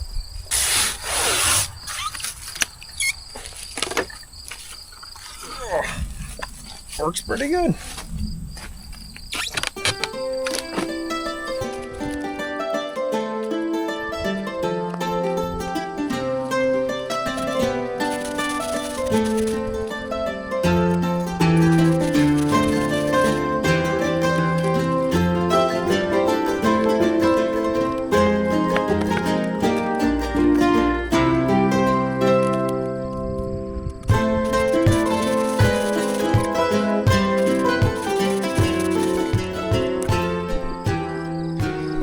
Probably could do a few more bundles, but I want to keep some kicking around here just for campfires for around here. But yeah, not bad. Works pretty good with the two wrap, the way that thing works. Then you got two handles. The only thing is I would probably get stronger of this before I do that. But I've seen a few online that had a cradle, and there was like two of them. But if you can balance the firewood between one foot like that, it's nice to band two on either side. Well, there you go, guys. That's how I stack a face cord of wood right there. Simple, easy, free. And then a cheap way to bundle firewood for a roadside stand. So never done a roadside stand before, so interested to see how it goes. Stay tuned for a following video. I'm going to probably out of some of these and maybe out of some 2x4s, I'm going to build the actual roadside stand and hopefully get it out there this weekend. So try to start catching the tail end of summer and beginning of fall camping for campfires, and just experiment with it, see if it's worth it. And we don't have a house right now. When we do, we're going to have a wood stove in it, but that is very unlikely before this winter. So I got to figure out something to do with this wood. May as well see if this works. We're still up in the air if we're gonna stay here in the winter time in that thing.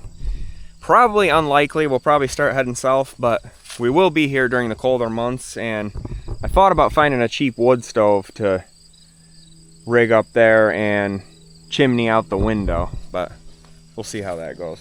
So we'll bundle this stuff up, see how it goes.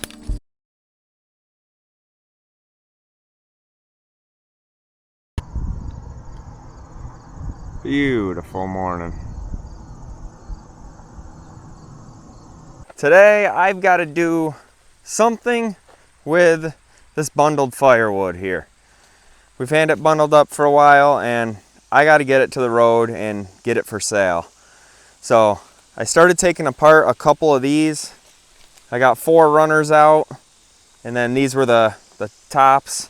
We're gonna throw together a roadside stand out of pallet wood. Hopefully make it look presentable, but I'm not dumping a whole lot of money into it. I was gonna buy 2x4s, but figured let's see if it works first. Make a pallet wood one for free. We'll get this going, make something that looks semi-presentable, and hopefully sell some campfire bundles. Just like that. And we will put them in like that, and then I'll just cut off the ends. Basically, put as many as I can there to take up as much space. I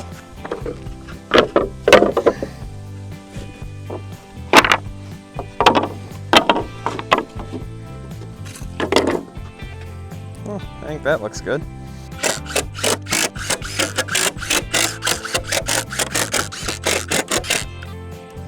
Okay. Now what we'll do is trim these off.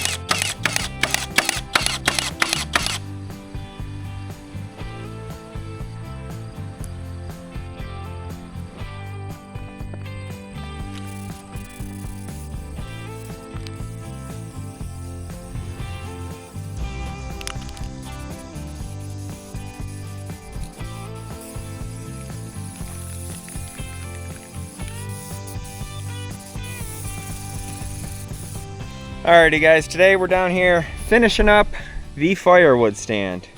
Made a couple signs, got the payment details, and I just got this front board for up here.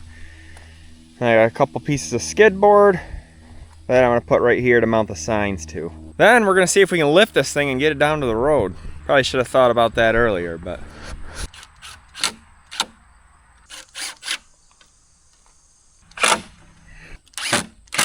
center this. Not too bad.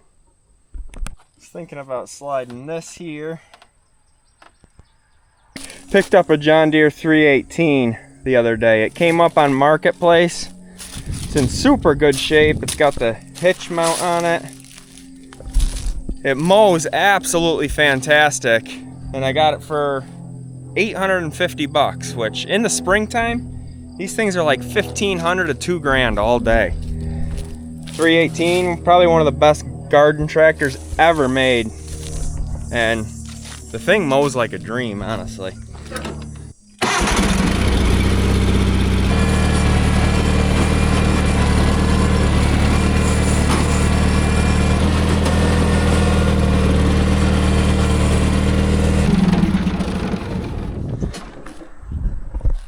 All right, so I am thinking, you can kind of see those rocks in the ditch. I am thinking right here, I'm gonna mow a spot, and there's plenty of space on the shoulder to pull over for people to get it. And making it right here will be so people can see it coming from both ways from a kind of a decent distance. So I think that's how we're gonna do it. So I'm gonna get this mowed up. This is kind of the spot where I was thinking initially of having a little farm stand as well once we get the gardens going and stuff. And maybe on those rocks, I may be able to come up with like a little, with a couple skids, make a little walkway. So, but I'm gonna get this mowed up right now.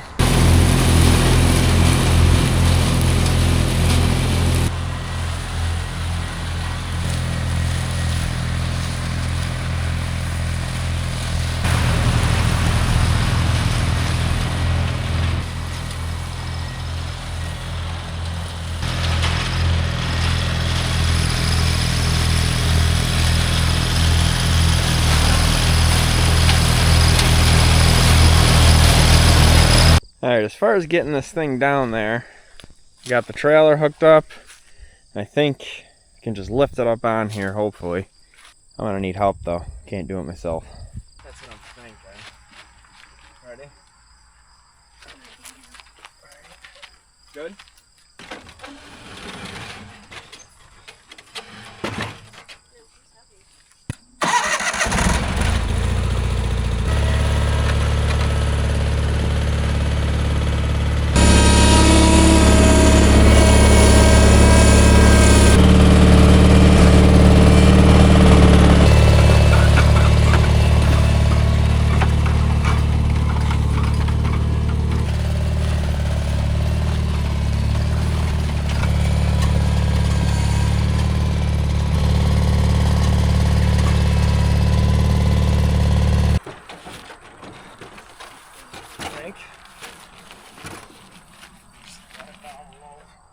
You can get your hands out first. Okay, I'll get the bundles.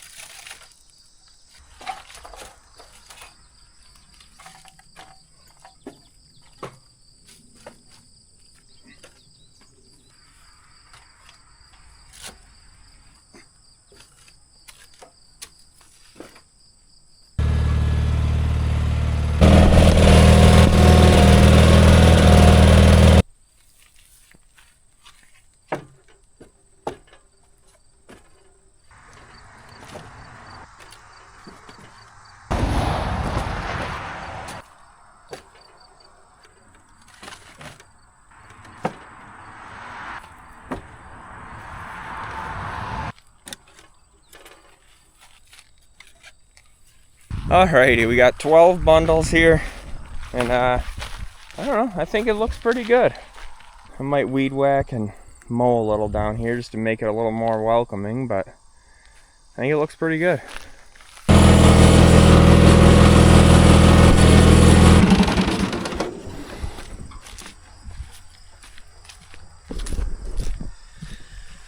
Alrighty guys, well, there we have it. We finally got the roadside stand out there. We got it done, and we got it done pretty much completely free out of pallets, which is really nice. But now the fun continues. We've got all this to probably bundle up with the pallet bundler. So hopefully we start moving some of it, and in the meantime we'll probably start bundling this and probably getting back up there to cut more. So no matter what, can always use firewood, so start stocking some more, supplying some more for when we get the house and the barn built.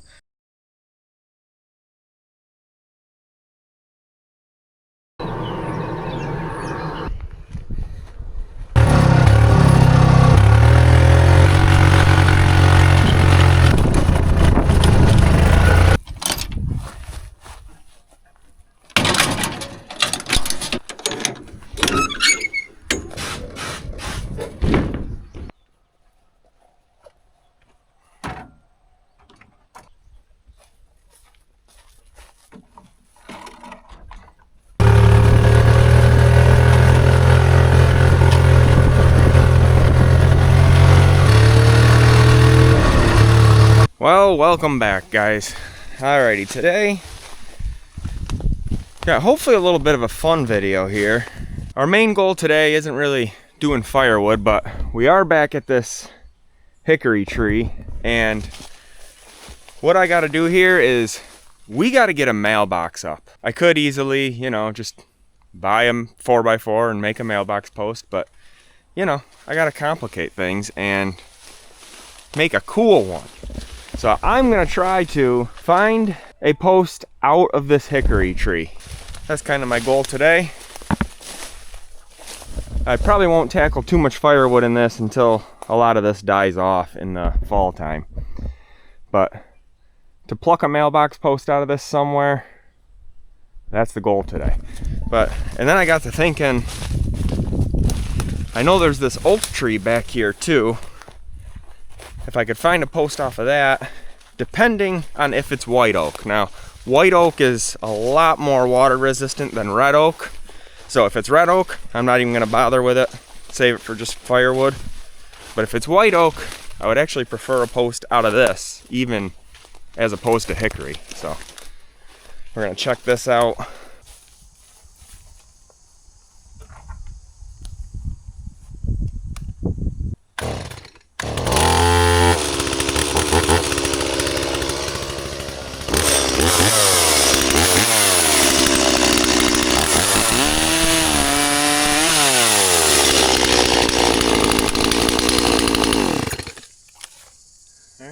Well, never mind on all of that. I am pretty sure that is another hickory tree.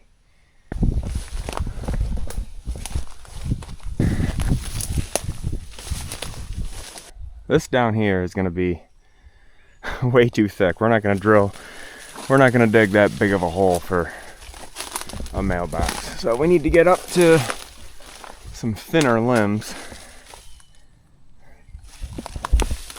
See, I'm kind of looking for an offshoot like that, but that's still a little big, I think.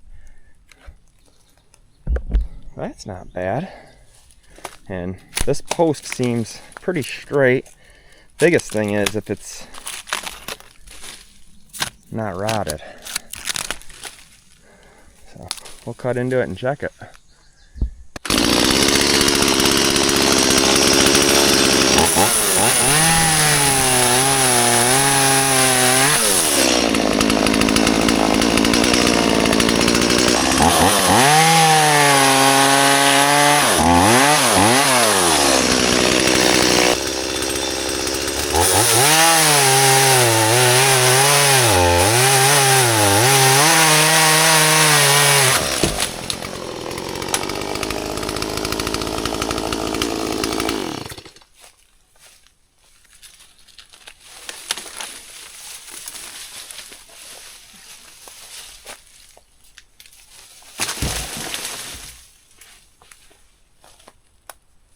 That's an option, but it's pretty hefty.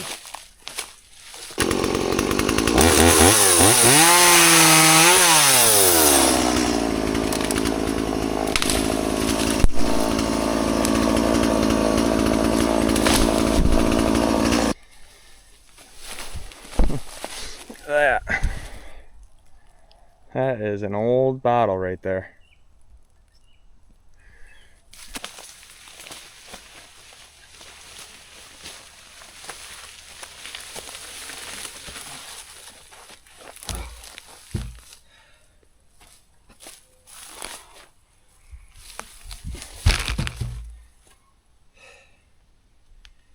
That probably looked a lot easier than the camera portrayed.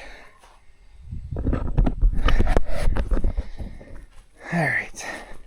A little bit of rot, but we'll get rid of that, and I think it'll still have a really cool natural live edge look to it. So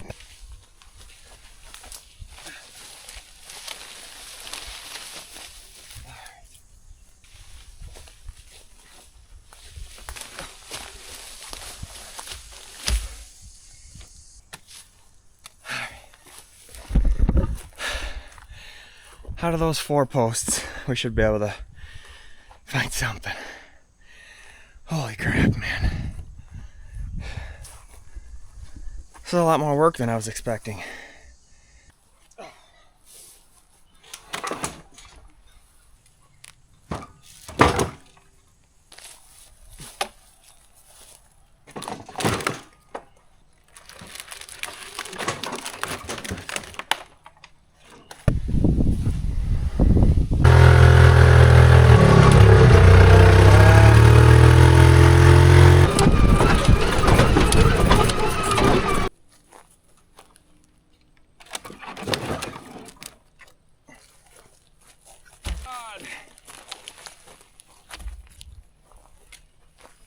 Right now I'm gonna grab the mailbox and we'll get it down there and kind of lay it out how we want to do it.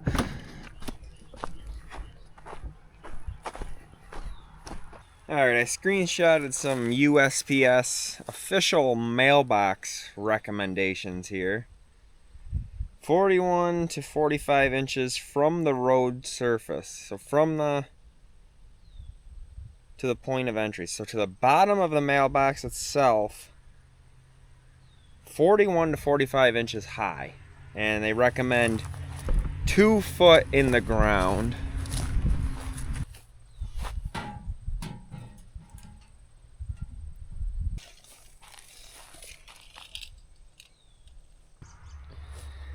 In the meantime, let's see what this is going to take to start getting some of this off.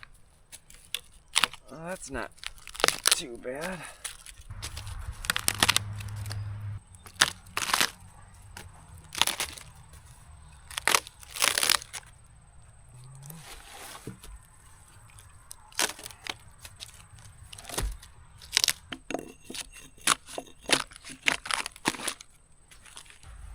Whew.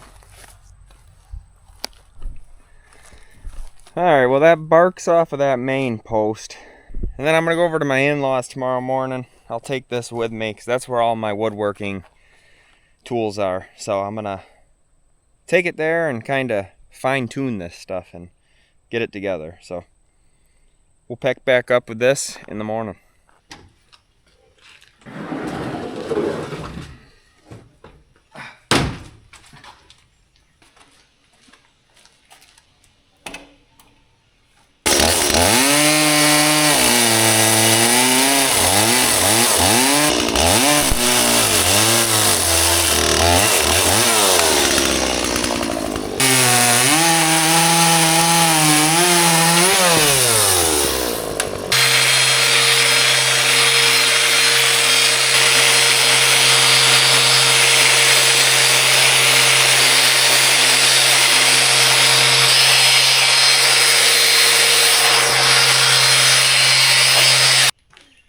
Alright, so now I want something where the mailbox can sit on.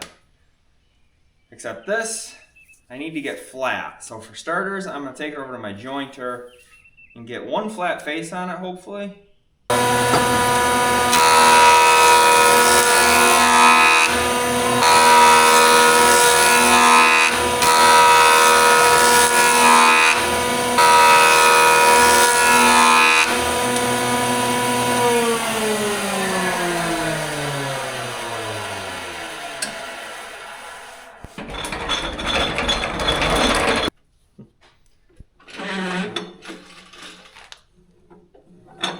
Might take a minute.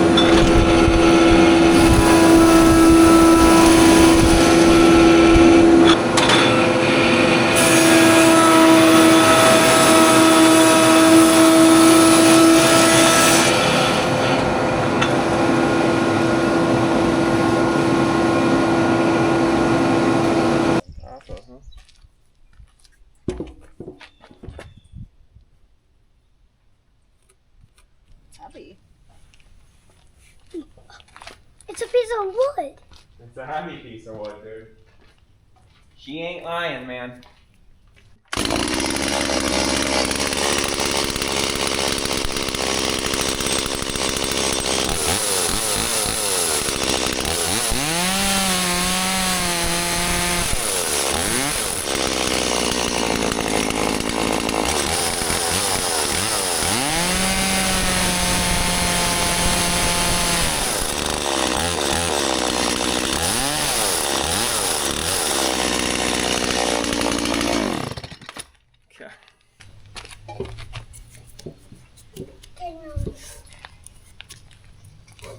And we'll just screw it there.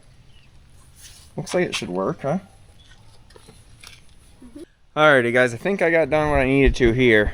Just sanded it down quick and notched it out for this beam here that I made where the mailbox will sit. So still trying to come up with a little thing for a sign back here, but I gotta go get some longer screws to put this together.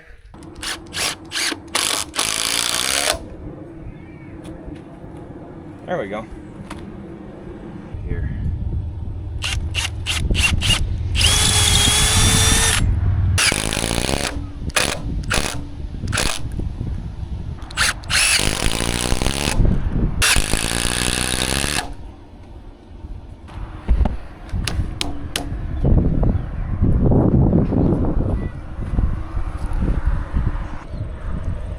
Alrighty guys, at this point I'm gonna start putting some finish on it. As far as finish goes, I changed the oil in our generator a couple weeks ago and it's been sitting under the camper. So I actually tested it up here and I think it'll look pretty good on there. So it's just used motor oil and should protect it enough and, Yeah. you know, saturate the color a little bit. So.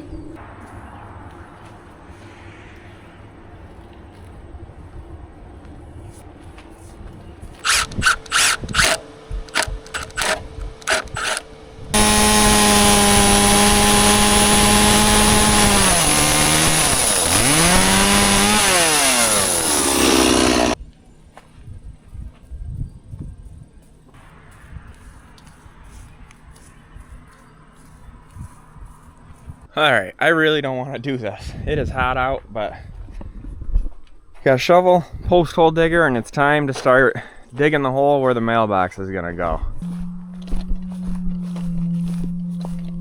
I'm gonna put it on this side.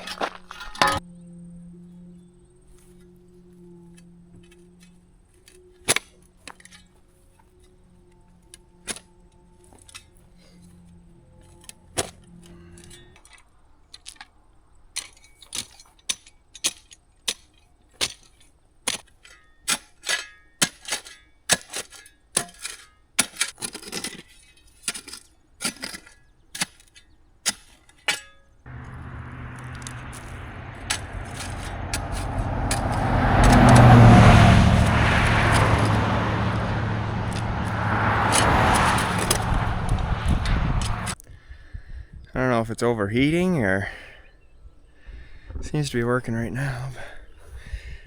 Alrighty guys, got the hole dug. We're gonna get her in. See the moment of truth here.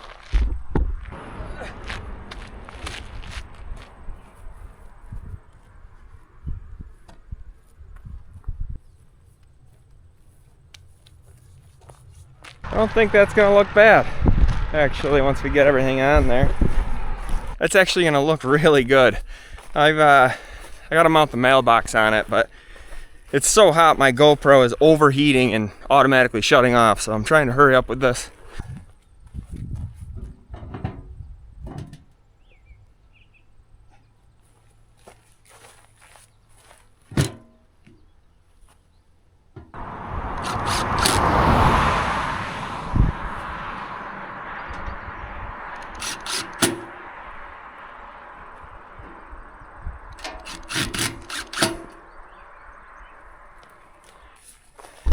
All right, we got one more thing to do.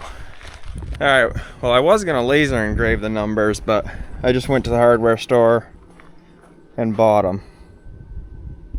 My laser engraver wasn't working for some reason, and this honestly probably looks better anyway. So I'm gonna hang that from the back tail end of it, and it should look pretty good.